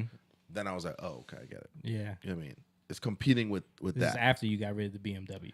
no. This is way before that. But And the white tight pants, silky shirts. no, And I the went into something Dominican else. All right, let's play this other video you sent me. Does marriage benefit the average man today? It depends on what you mean exactly. Is it beneficial for the average man to get married? That music in their background keeps throwing me off. Yeah, I keep yeah. thinking it's here. Does the benefit outweigh the risk? Again, it depends what you mean, because stats will show you that you know a man who's married actually is less likely to be depressed, is less likely to feel isolated, is more likely to to recover from certain diseases when ill, is more likely to have better healthcare when ill. You know, so I think there are certain benefits that come with getting married as a man. Correct. But your key phrase is is married. Yeah. 50% divorce rate. Yeah. So you have a 50-50 shot, and if she leaves, she can take half your stuff and your kids. That makes sense, right? Especially in the U.S., where a lot of these red pill channels are based. Like, so if there's a guy in California whose wife left him, took the kid with her, and went to Japan. Yeah. And you saw? Did you see that video? Yeah, it's messed up. Like It's so messed up. that's the level of risk that men are facing, and so it's That's a like crazy if, story. If, I saw if that we're video. making men have this level of responsibility, like why would you get married? I wouldn't if I lived in California. If I was a dude and she could take a quarter per kid, 25% of my after-tax income. Can I say something real Yeah. quick? Sorry. But this is also men's fault because we're not paying attention to the policies we're voting for. Right. We are being roped into a system where we're not stopping and saying, hey, listen, do these policies and do these politicians really have a vested interest in me? Right? So the only reason this stuff is kind of happening is because we're focused on sports and we're focused on everything else but focusing on the politics and the policies that would affect those kind of things. Should the government have say so in your marriage? I don't think so. I don't think so. No, I don't but think they should, but they do. I think but again, the reason why the government has to step in and create these policies is because men have in previous situations abandoned women, left them. That's true. Left them with a bunch of kids with no opportunity. You know what I mean. So then now the government has the incentive to go in and tell these women, well, we can protect you in these ways. You know what I mean? From that, And they're going to buy future. right on in. So now what you've done is you built in an incentive for women to leave whenever they feel like it. You know what I mean? Because men didn't honor their marriages in a lot of ways. Yeah. Well, governmentally, women are a protected class. Yeah. You know. Yeah. Like, if you look at it, they're protected, and I have a video that she talks about that. But yeah, I think it's because men have not taken responsibility. with Yeah. it. And also men have not held other men accountable. That's a big one. Yep. That's a big one. Yeah. Men don't hold other men accountable. Yeah. If we lived in a culture where, like, yo, if you leave your family, no You're one's shunned. messing with you. You're shunned. Like you're an outcast. Yeah. Like it would disincentivize men to do that. It wouldn't, but if there's no consequences for a dude to be a scumbag. No, you're a hero. Yeah. Yeah. Let's be honest. You got multiple women on the side. Right. You know, in your. Yeah. You're a hero. Yeah. But the thing that she said, like, you have a 50-50 chance of like, why would you do that? Yeah. If you're gonna get married and it's a 50-50 chance, like, most people logically aren't gonna do it. And that's the reason why this question comes up in the red pill conversation so many times. Like, should men get married? Because when you look at it on paper, it's a losing. Yeah. It doesn't make sense. Yeah. But I'm sorry. I just want to make this point real quick. But a lot of times with the red pill thing, it's almost like they're saying don't do it because they're really talking about. They just want to sleep around. They just want to sleep around too. That's They really just want to what have multiple women. Yeah. But speaking on accountability, you're right. Like, not in this circle. I know if I seen one of you guys, or when I was married, if y'all seen me, we're out on the road, if I was doing something, we would have to. We would have to pull say you something. to the side, like, bro, what are because you that's doing? not. That's not normal. Why though? Because we have the fear of the Lord, right, and we have God, and we're accountable. The to culture that. is not that. I just saw a video of Kevin Hart, a stand up. He's talking about like his best friend. Like when you're my best friend, he says it more funny. Like you sign up for, if I mess up, if I give you that look, you got to cover. You got to cover for me. Yeah. And that's the culture. Yeah, that's funny the to culture. people. That's yeah, funny, and that's funny to people. That's not funny to us. But part of it too is this: it's the fear of God 1st. Yeah. But it's also disappointing you guys because for me, it's like this. I look at you guys as men of honor, right? I don't want to be dishonorable to you guys, right? And because now the dishonorable thing I did, when I come to you guys and I try to talk, you guys are gonna always be like, yeah, but you did kind of cheat on your wife. Right. So to me, it's first fear of God and my eternal. Yeah. But it's also being accountable to you guys. That's what it is. It's accountability. Right. So I'm like, we're first accountable to God. That's where the fear of God comes in. But then we're accountable to those that we respect or we put in that position of like, like I'm accountable to all of you guys. We're all accountable to each other in this group. Right. And that's the way we live with everything. So it's like, even if one of us says something crazy one time, we'll put like, yo, you shouldn't have said that. Yeah. Or if one of us is drinking a little too much, yo, dude, you need to chill. Slow down, like we're accountable to each other in that way. And seeing a trap. Yeah. Seeing a trap because there might be a beautiful woman that may zone in on you. Right. And you maybe in that moment, we like say, a hey, 19-year-old waitress, you know what I mean, or something like that. You Right. gotta tell them like, yo, calm down, buddy. Yeah. Don't do it. Don't do it. You know? Just hypothetically, you know what I'm saying? No, it's true. I mean, I think by doing that, you keep yourself. You to me, holding that line. Yes, my eternal is way more important. Yeah. But the honor that I share with my friends and being a man of integrity, means a but lot. that's and also honoring your wife too. Yeah. That's Oh, yeah, your of course, one. of course, of right, course. right. That's your one. Love your wife as Yeah, Christ but loved the also church. like integrity has integrity doesn't really come from me. It comes from God.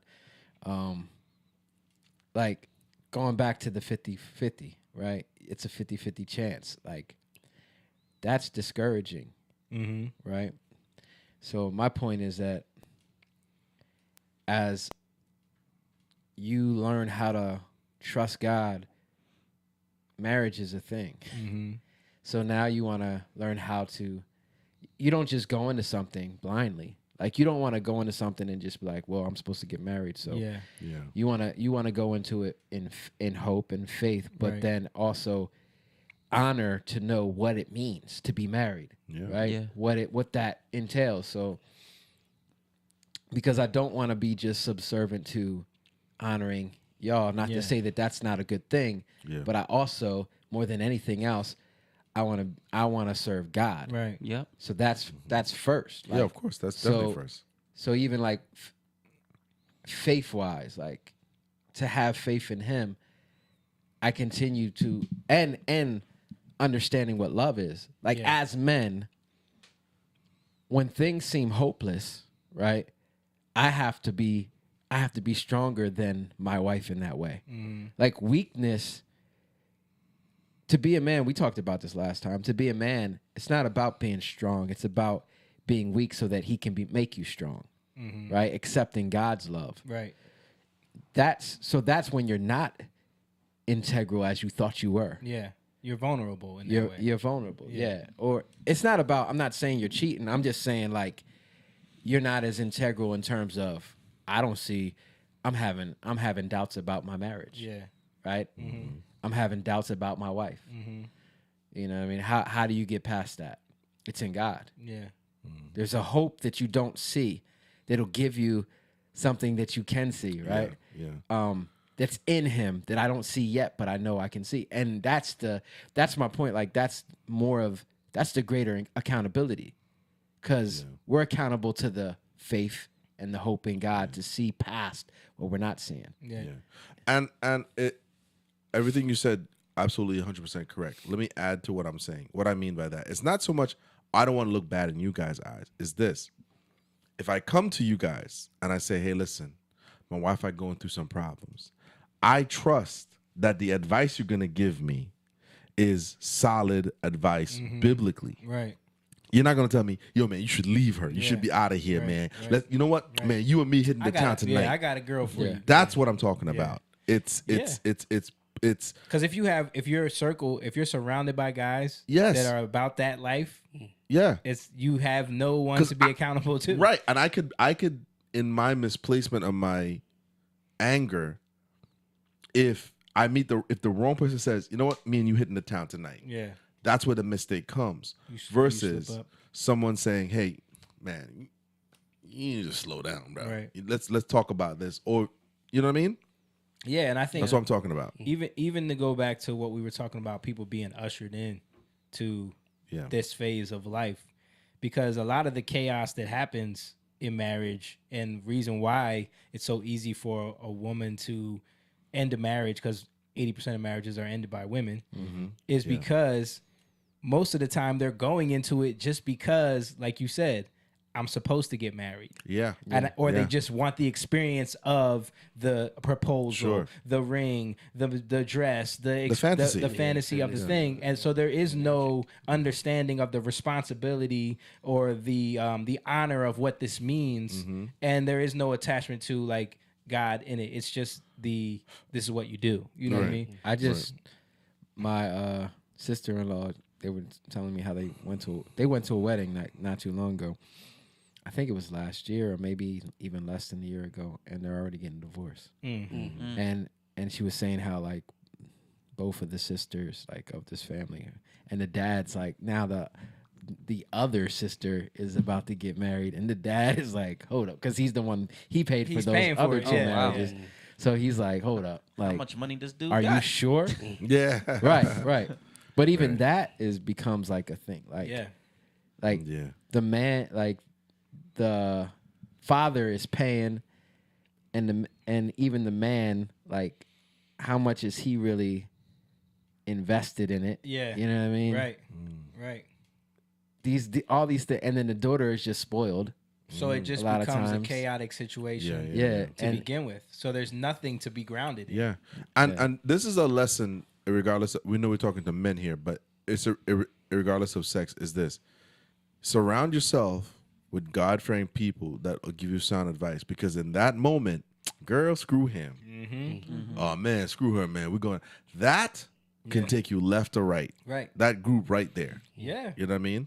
That's the thing. And if we don't have a culture that understands the importance of marriage, that understands a woman's role, a man's role, because you could be God-fearing, you could want to honor God all you want, but if you with someone that doesn't care about that, none of that's gonna matter. Yeah. I was talking to my wife about this because we were talking about that situation. Yeah. And then the night before, the kids were watching this movie, and it was about some kid that was smart, whatever. But then in it, his parents were separating. Right? They ended up getting together at the end, but it made no sense to them because the kids, like, they're telling the kid, it's like this scene where they're telling the kid how it's just not working and we have to be separated. Right. He's like that. The kid's like, but why? Yeah. You know, and then they're like, well, we're just sometimes they're trying to explain it, but it makes no sense. Yeah. And my kids didn't get it. Yeah.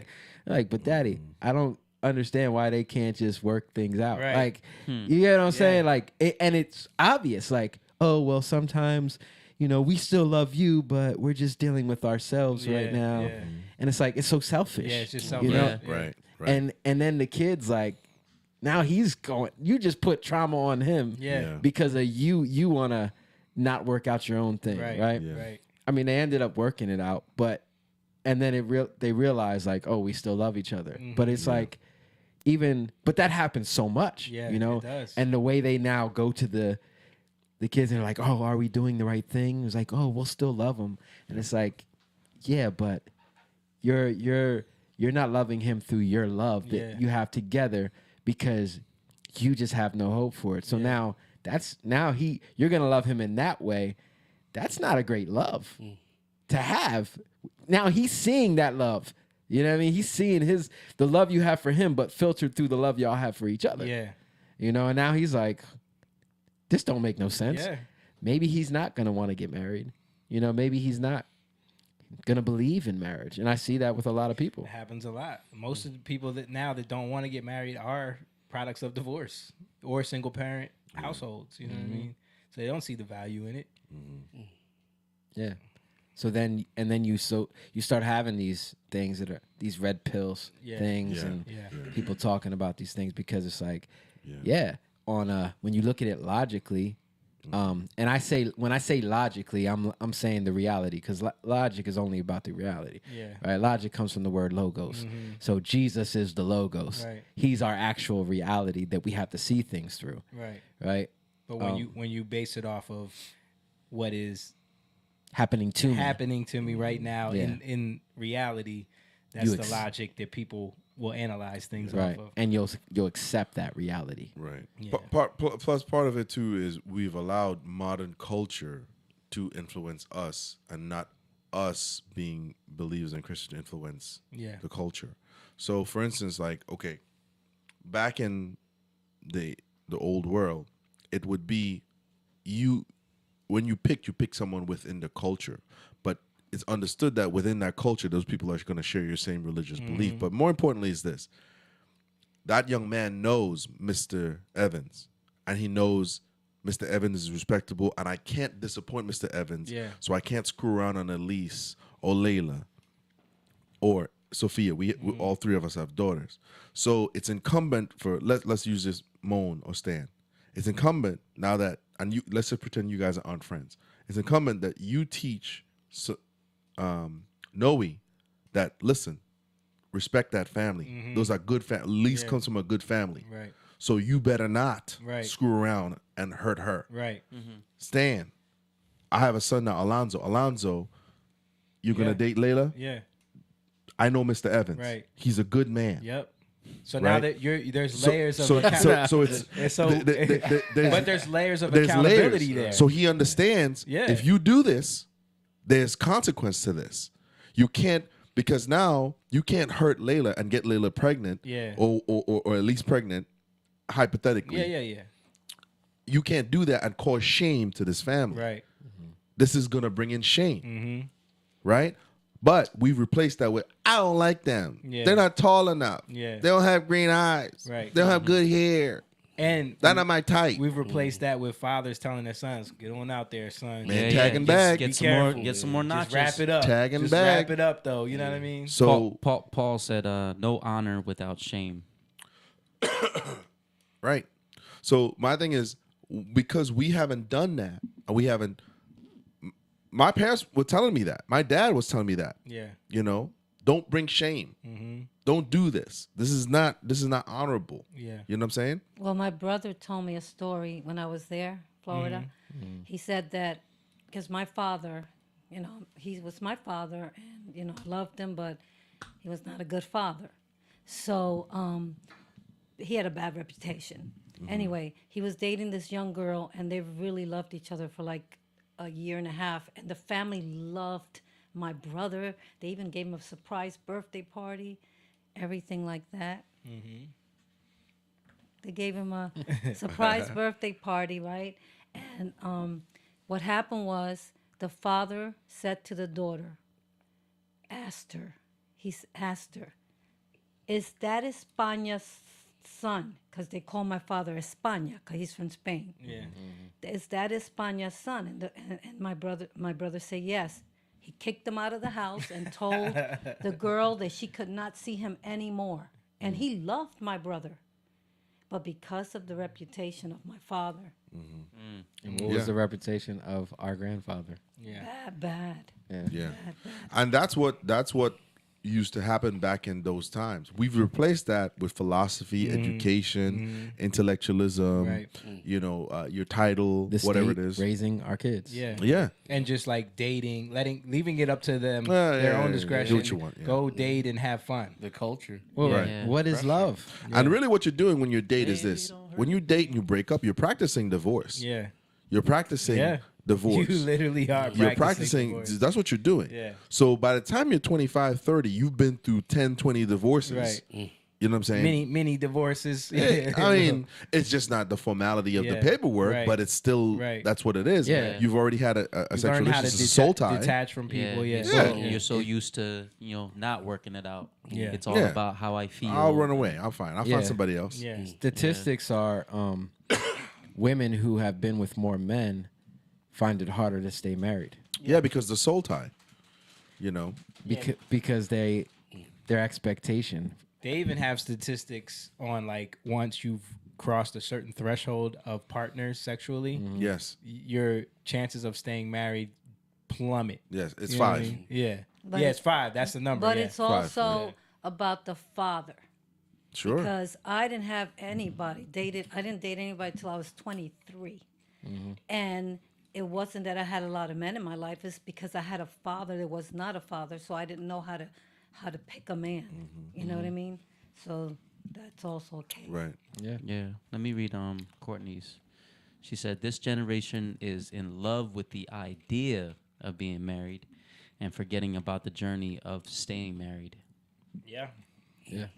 And I think it's even worse. Like this generation now is in love with the idea of being married in such a fake way.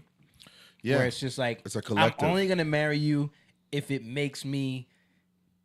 fulfills every fantasy and desire that I have. On my list. Yeah. If it Yeah. checks off all the things on my list that I think is right. I deserve. You know what you just created? Your own God. Yeah. Yo, and it's all wizardry. It is. Like Disney. Yeah, you're worshiping the event. You know what I mean? The marketing of the diamond ring. Yeah. You gotta spend this certain amount of. None of that's biblical. Yeah.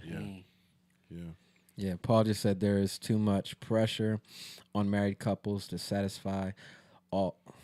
Oh, it just went away. All of each other, I think that each other's needs. The nuclear family is not enough. We need to recreate a kinship system of extended family and also separate spaces for men and women.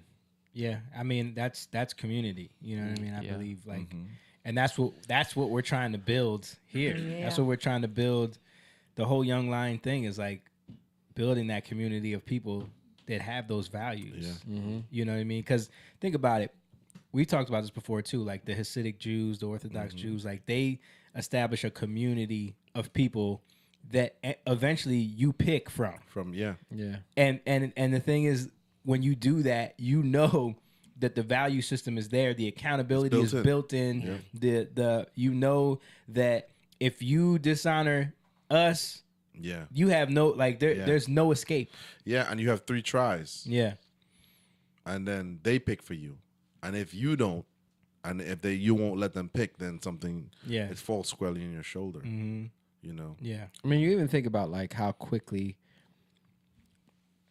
it is for people to get offended, and like just in marriage, like how quick it is to like hold a grudge because somebody said something to you that you didn't like. Of course, that's going to be division. And how many people like there's so many people, you see these in the movies, they break up or get divorced because of things that were never even said. And just things that were assumed because of what you said. You know, that's crazy. And then you hear the reason, like you hear somebody say out of their mouth what you thought, and which was nothing. Yeah. It was nothing compared to what you actually thought, right? And but that gives people reasons, and the more you think about it, and you process it, and you don't come together and talk about things, it gives you a reason to leave. Yeah. But if you start building up this idea of what something is, yeah. But when and that's why I think men, like even men being accountable to each other, like James was saying, is so important because it's like if you have an issue, you can go and talk. Yeah. Like, well, this is what I didn't like about what you said, and it's like, okay, but that's not what I meant. I meant this, right? And a lot of times that's the issue between men and women. Men and women, what they do a lot is they'll prescribe what a man means. Intent. Yeah. Yeah. They will imply intent. Yeah, they will imply intent on something you said that you completely didn't. And then be offended by something that doesn't even happen. It or hasn't happened, right? Yeah. But because they said something, they think it happened in their head. Yeah. So they're already and I'm just being general here. I'm not saying all women do this, but I'm just saying generally women can get caught up in that place. I think putting out the idea that women tend to overthink things is not it's not a terrible generalization. But on the other end, I will say that I think it's men's job to love women past that. Yeah. To where they're able to, I'm not going to allow your anger towards me for thinking a thing that never even happened, Right. you know, or what I said, you turning it into something else. Yeah. Like, I'm not going to allow that to separate us. And I'm going to work past that. I'm going to go after you regardless of the way you think about me Right. at this moment. That's important. Yeah. You know? Yeah. That's what love is, I think. Like, for a man to love their wife despite how they... I mean, literally, what you just described is love your wives as Christ loved the church. Because the church is constantly misinterpreting Christ. Yeah. Prescribing. Implying intent on things that don't... But he continues to love us and come after us. And you know... let's keep playing this video, though. And if you lose your job and you can't pay it, you go to jail. Yeah. Oh no. See, I understand. Oh, no. I understand the argument. Cooked. This dude sounds like James sometimes. So That's I what thought I James. said. I thought you I jumped said in the there. same thing. I thought you started talking, so I stopped it. I understand that argument, Yeah. right? But then the whole point of the Red Pill movement is to push men to do better and to increase a lot of things they say is to increase your income, right? Yeah. So it turns out that marriages, especially in the US, once you get to a 250K threshold and above, marriage divorces go down to plummet to 20%.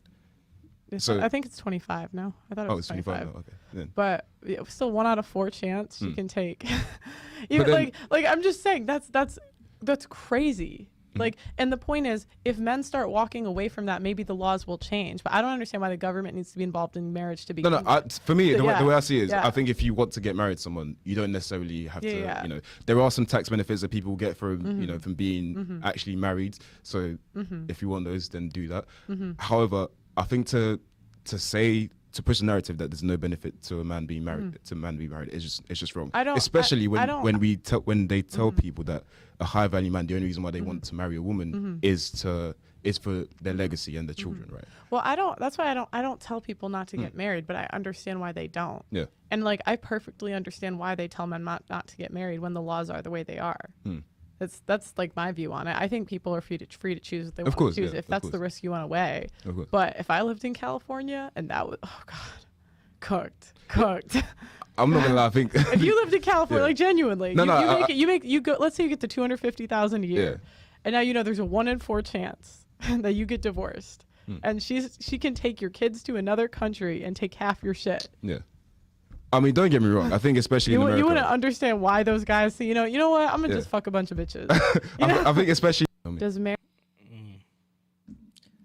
Yeah, excuse the language, but I think that's logic. That's Yeah. reality, Mhm. right? How do we change that reality? Right. You know, that's like no hope, so let's do the Yeah, things I was we- gonna say that. No hope. Yeah. No faith in marriage at all. Yeah. Well, yeah. I There's mean, no logically, boundaries. yeah, it makes sense. Yeah, but it's that's why you need boundaries though. Yeah. And they're talking more about the aftermath of what's happened. They're not talking about what necessarily got us here. Led to that. Yeah. You know what I Talking mean? about where we're at now. Yeah. You know, so we have to be careful, not as a society, how we soak up, because a lot of times you listen to people spit a lot of venom because, you know, obviously in this space, the manosphere, red pill, they're growing channels, so they got to say things provocatively. But more importantly, is really people abandon faith-based understanding of what marriage was from a Judeo-Christian Yep. standpoint. They abandoned it. Yeah. And it started to be derived from your looks and your features into your degree and your status. And none of those things would help long-term relationship, because then there's nothing centering it in terms of like a godly perspective. It's not a strong foundation. You know? Nope. Well, So- I think the dude Rolo, he's the one who kind of brings it back to, because he's a Christian, not really, Quote unquote. He's married, but then he says, "I don't prescribe these things." Yeah. Right, and then he says, "I'm speaking to a generation or a people, and I'm speaking to a people in the reality that they live in." Right, which is like you're just speaking to what they're already living in, Right. and you're just and he's saying I don't prescribe, but he's actually giving them suggestions, Yeah. for how to live the way they're living, right? And that's not faith, like Yeah. you were just saying, faith based. What faith is where did marriage come from? It came from God, right? Okay, if it came from God, then it's good. If it's good, then I need to seek the one who is good, or I need to seek people who are living it out, who are an example of that, right? Yeah. So I can understand how they are living that out, right? That's a level of submittance in itself. Like, you got to submit to somebody, and that's the issue. Where we are in reality is that everybody wants to be the man, or the woman, or the person, Yeah. that people listen to without having any real wisdom, Without doing the work. They Yeah. just want to be heard. Yeah. You know, instead of like going to somebody who actually did it, listening to them, humbling yourself, like, because they already did it. Yeah, like Steve Harvey. All right, so we got this YouTube short that you wanted to play with is Pearl talking about are women bailed out of every bad decision. Yeah, I thought it was interesting. This is definitely a red pill talking point. I've heard this so many times. Women get bailed out of all The their bad dude decisions. who she's talking to, just listen to him. Okay. It's just A decision funny. they make. What happens if a woman wants to sleep around? What does she have? Birth control. What happens if a woman gets pregnant? What does she have? Abortion. What happens if she gets pregnant by a dude that has 16 kids with 6 different baby mamas? She gets child support. What happens if she gets married and gets divorced? She gets alimony. Every woman, though, every woman. What happens if she becomes homeless? She gets government housing. What happens if she? And so the point isn't does every woman do it. The point is that women are bailed out of every bad decision they make. What happens if a woman wants to sleep around? Okay. We get it. We get it. Yeah, women are protected, man. Yeah. Women are protected. But and that's the example of like the government stepping in the man's role. In where men didn't take their responsibility. Men's role is to be that protector of women. Yeah. Yeah. They gave up that right. Yes. And the government said, The we'll gov- take it. Yeah. So now what happens? Men don't have any protections because the government said we're doing it Yeah. now. They gave up that right for beer and and sports and hookers. Especially the men. This because I know this for a fact. What's happened a lot. They order these women from these other countries. Oh, yeah. And then they have a baby, and then they divorce them and get everything from them. Half of the time, they go back to their country. Yeah, no, mail order they don't come back brides. to the. They're gonna go back to the country. No, a They lot of stay them here. do. That's that story that they were talking about. That woman that went back to Japan. That's what she. Yeah, Oh, there was one that a woman that went back to Brazil. Did y'all okay. ever hear that story? Yeah, and the dude was like trying to get his son back, and just because of the laws, it was so hard. I don't even know what happened with him, but but yeah, it's like we got here Right. because because men stopped being men. And that's the thing that bothers me about the red pill thing is that like men are trying to place themselves in the position of victims now. Yeah. Right. Where they're Right. like, the government is against us and they give everything to women. It's like, but how did that happen though? Yeah. I think that's how Fish and Frit exposed themselves. Yeah. Too is they come with all of this venom towards women and what they're doing, and okay, you got some points, but meanwhile you two are running around on discreet connections. Yeah. Riding around with Ferraris and Lamborghinis What's the and website that Sugar Baby. Yeah, Sugar Baby. Sugarbaby.com. They're on there trying to recruit those kind of very girls. Then it's like again, we as men have to take responsibility. You know, so that's what it is. It's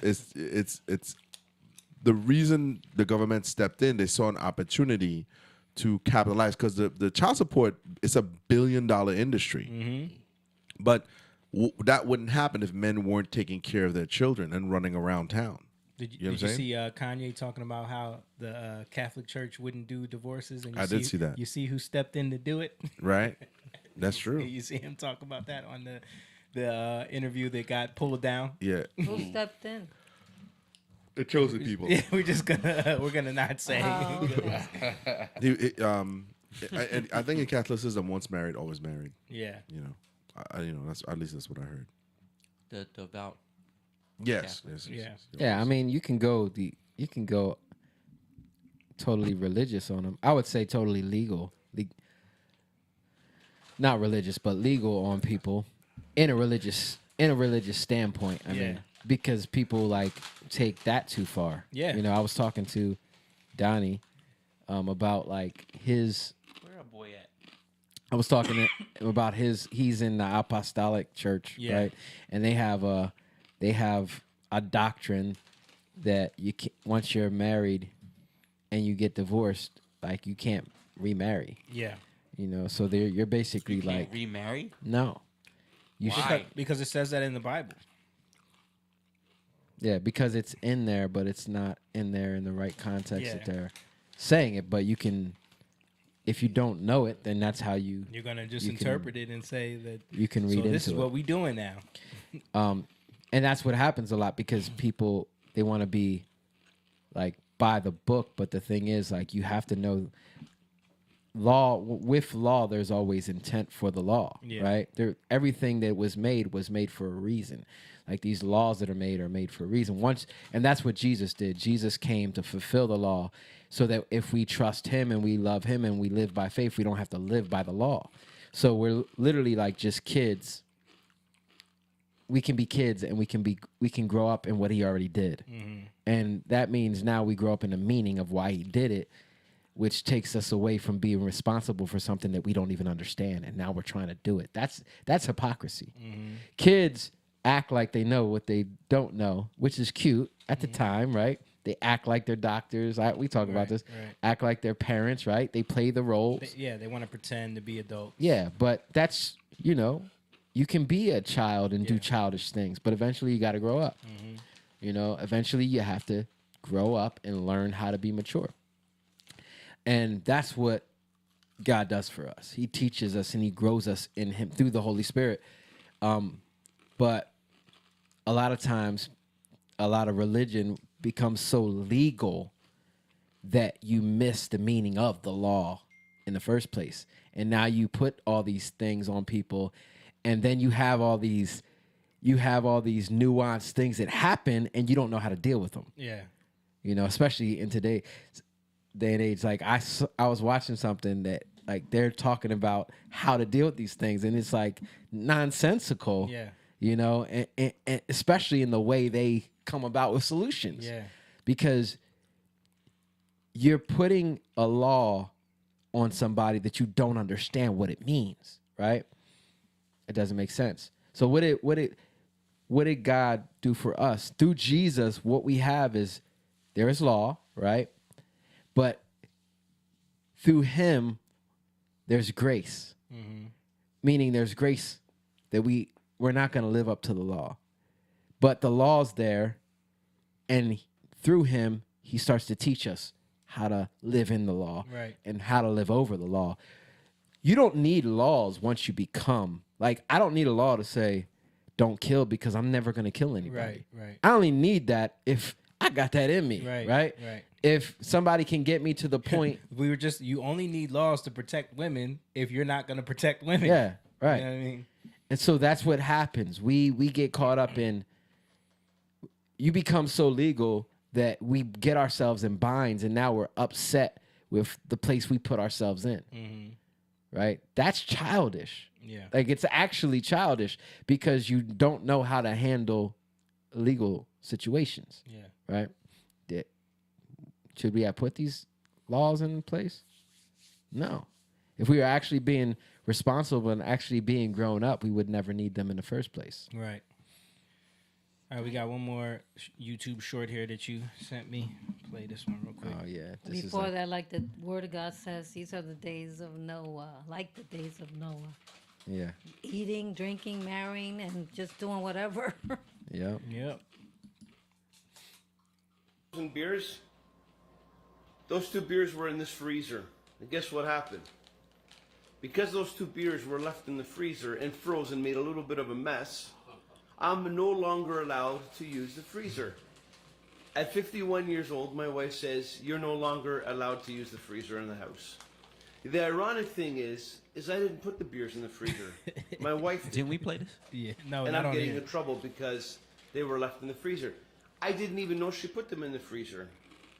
But because I was the one who bought the beers originally from the beer store, The beer store. it's my fault. The beer store. And I'm no longer allowed to use the freezer. Where are you from? Hey, You call it the beer by store, Faith bro. Fair. And do I even argue about it? No point, because I'm going to lose. See those 2 frozen... Dude, that's a crazy. man That is a totally defeated who is very man right frustrated, there. right? And this is what happens. Like, the logic to him doesn't make any sense. Yeah. But he submitted to that logic. Mhm. You're literally creating a new reality in your life that you don't even want, but you Yep. accept it. Right? That's what men have been doing in this day and age. Yeah. So basically, if men would get our stuff together, take up our authority, and we can create a culture that understands the value of marriage, understands the honor in it, and what it really means to be married, then yeah, marriage will be relevant again. But the most important thing is Jesus, God being the head. Right. You know. Yeah, that's the way you honor marriage. But because we're in chaos right now. Yeah. It's more of a risk than reward situation. So what is that going to mean for the future? What is that going to mean for the next generation? Right. Yeah.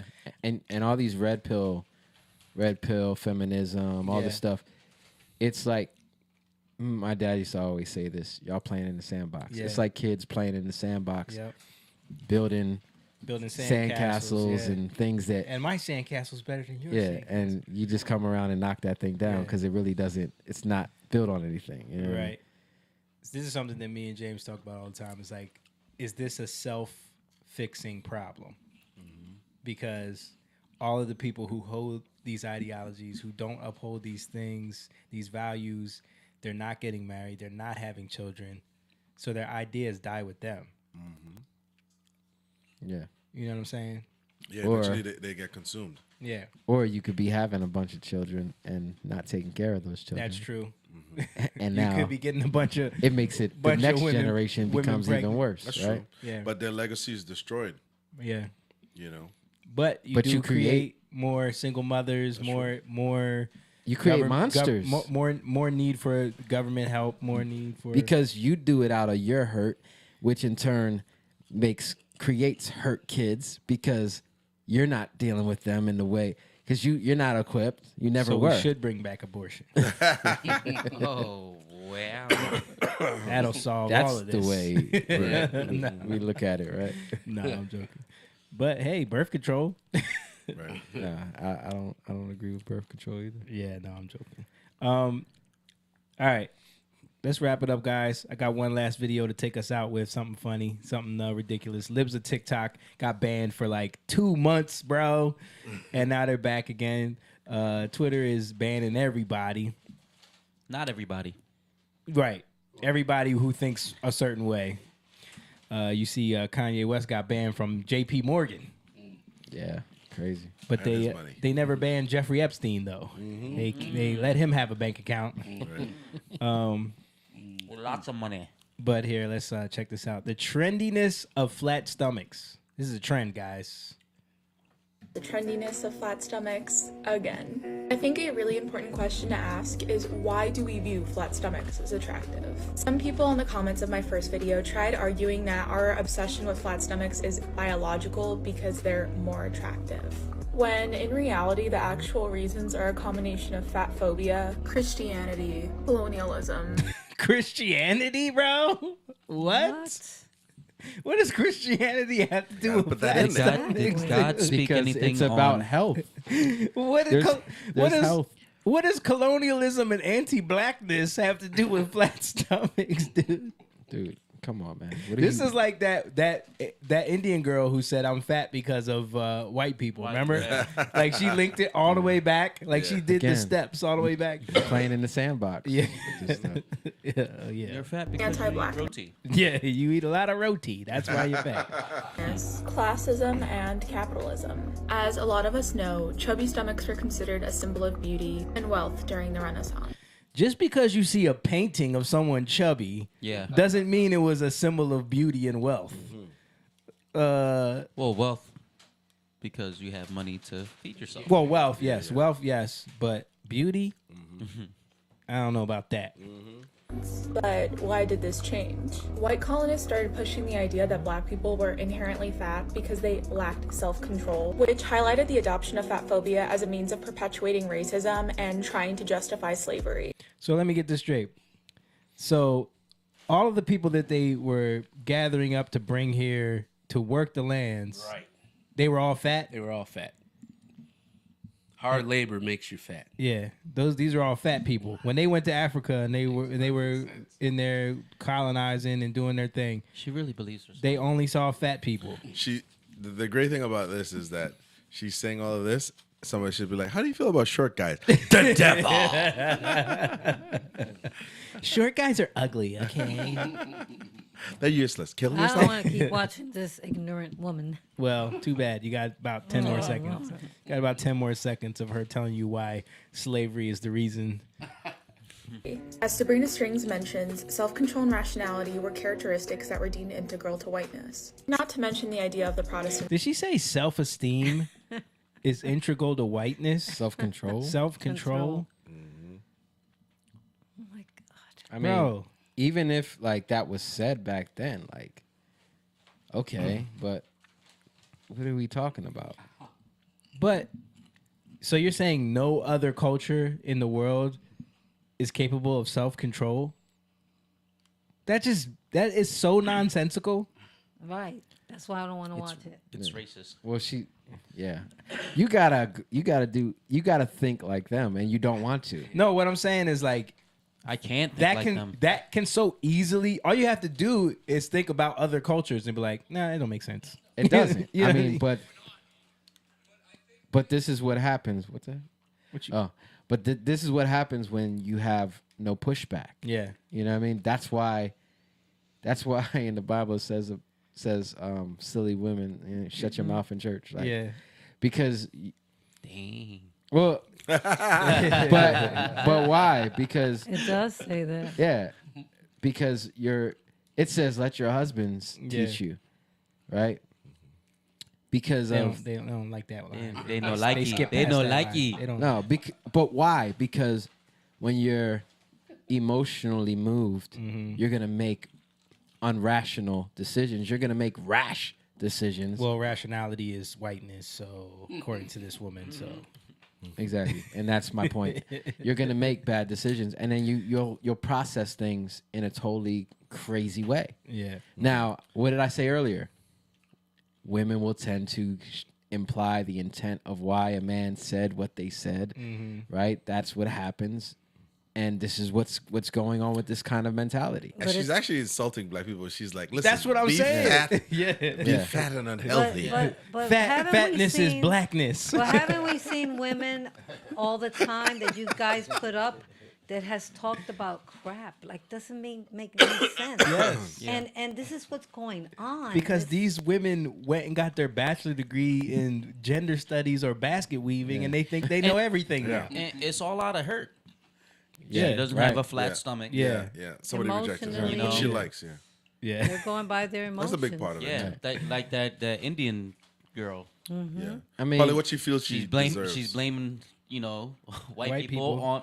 She was Yeah. kind of chunky. Destiny's Child wouldn't have made an independent woman song if they weren't trying to be independent women. Why do you need to be an independent woman? Because you're trying to come against something. The right? thing that cracked me up about that, and I said this when they released the song, is on the same album they had a song called Bills, Bills, Bills. Yeah. Can you pay my telephone bills? Can you pay my telephone bills? Can you pay my automobiles? If you did, then maybe we could chill. Yeah. But isn't one of her songs also Put a Ring on it? Something like that? But what I'm saying is, are you independent or do you want someone to pay your bills? Which one is it? Yeah. But the fact that you can hold both those ideas It's in your crazy. head with pride at the same Yeah. time With pride. is crazy. It's with pride. Yeah. And have people buying it. Yes. And not getting that. Yeah. Like not thinking about that stuff. Yeah. So and how many people are having those same thoughts in their head? Yes. Like, yeah, you need to pay my bills, but I'm an independent woman. That's one of the they talk about that all the time. Because the same women that want to be boss chicks and independent and feminists, they want you to take them on a fancy dinner. They don't want to split the check. I think that goes back to the original point you guys were making about music. Yeah. They didn't write that. Yeah. Someone wrote that. No, for they them. did. They wrote that? Yes. They wrote those songs. Yep. Yeah, dude. How about this? How about the churches playing their Beyonce songs? That's crazy. Well, there's a whole church dedicated to Beyonce. Yeah, I Remember know. we I showed that heard on that. here? That's crazy. Yeah. So anyway. Not to mention the idea of the Protestant work ethic. Decades later, we have a diet industry worth $72 billion, and the fatphobic idea that flat stomachs are somehow superior. That's Sarah Barton. Yeah. So a fat phobic idea that flat stomachs are attractive guys. So it's just interesting how you can put, there's this whole diet craze industry that has nothing to do with marketing. That has nothing to do with bad choices that we make. Right. Every Take that day. down, Mom. And the marketing that happens on one side and then they get you on the other side. Right. That has nothing to do with any of that. Nope. It has everything to do with the stuff that I don't even know what she's talking about because it makes no sense. And I think it's hilarious how you can just attach phobic to anything and turn someone into a villain. Right. Yep. You can Specifically black. Transphobia. You could take fat phobic. Anything phobic makes you the enemy. But it's not even the meaning. That's what I'm saying. It's nonsensical. And that's the point. Like we in society today, we're creating new meanings for everything. Yeah. Which takes away meaning. You know, what's that song we got? Have our words lost their meaning? Because we heard it all before. Have our senses been depleted, going numb from overload. Yeah. Yeah, man. Paul said more like degrees in basket case weaving. Yeah, for sure, man. Emma said one thing I can tell her is fat is unhealthy. I know that for sure. I live in that body. Emma's funny. Yeah, that's why you're supposed to be getting in the gym with Moon. You're slacking. Hey guys, we're gonna wrap it up there. Thank you guys for tuning in. Appreciate everybody who stuck with us. Man, hit that like button, hit that share button one last time. Don't forget to, help us out with that algorithm. Those things really help us. And don't forget patreon.com/youngliontv. If you want to become a member, sign up on there if you haven't already. We have plenty of tiers for you to try out, and we're gonna be having a lot of content up there soon. We keep saying that, and we will. I promise. We're working on it. And Cash App, $Youngline TV, if you want to just throw a couple down. To show them? No, we don't. We don't. John used to bring it up, but I don't know how. Mom, I'm not going to do that to Mom right now. I could have brought it up over here, but I didn't. But anyway. Also, our website, jatan.com, if you want to get merch and music. And listen, don't forget to check out Mr. Bill Wright on Facebook for all of your remodeling needs. He's very busy, so you'll be waiting for a while. but the work is worth it. But no, shout out to all you guys. Appreciate each and every one of you. We love you guys. We'll see you next week. Yeah, we'll be here, right? Yeah. See you guys next week. All right, man. Peace. Take care. Young lion, go live, yeah. Young lion, you rich, yeah. This kingdom has room, yeah. Go and fight people in.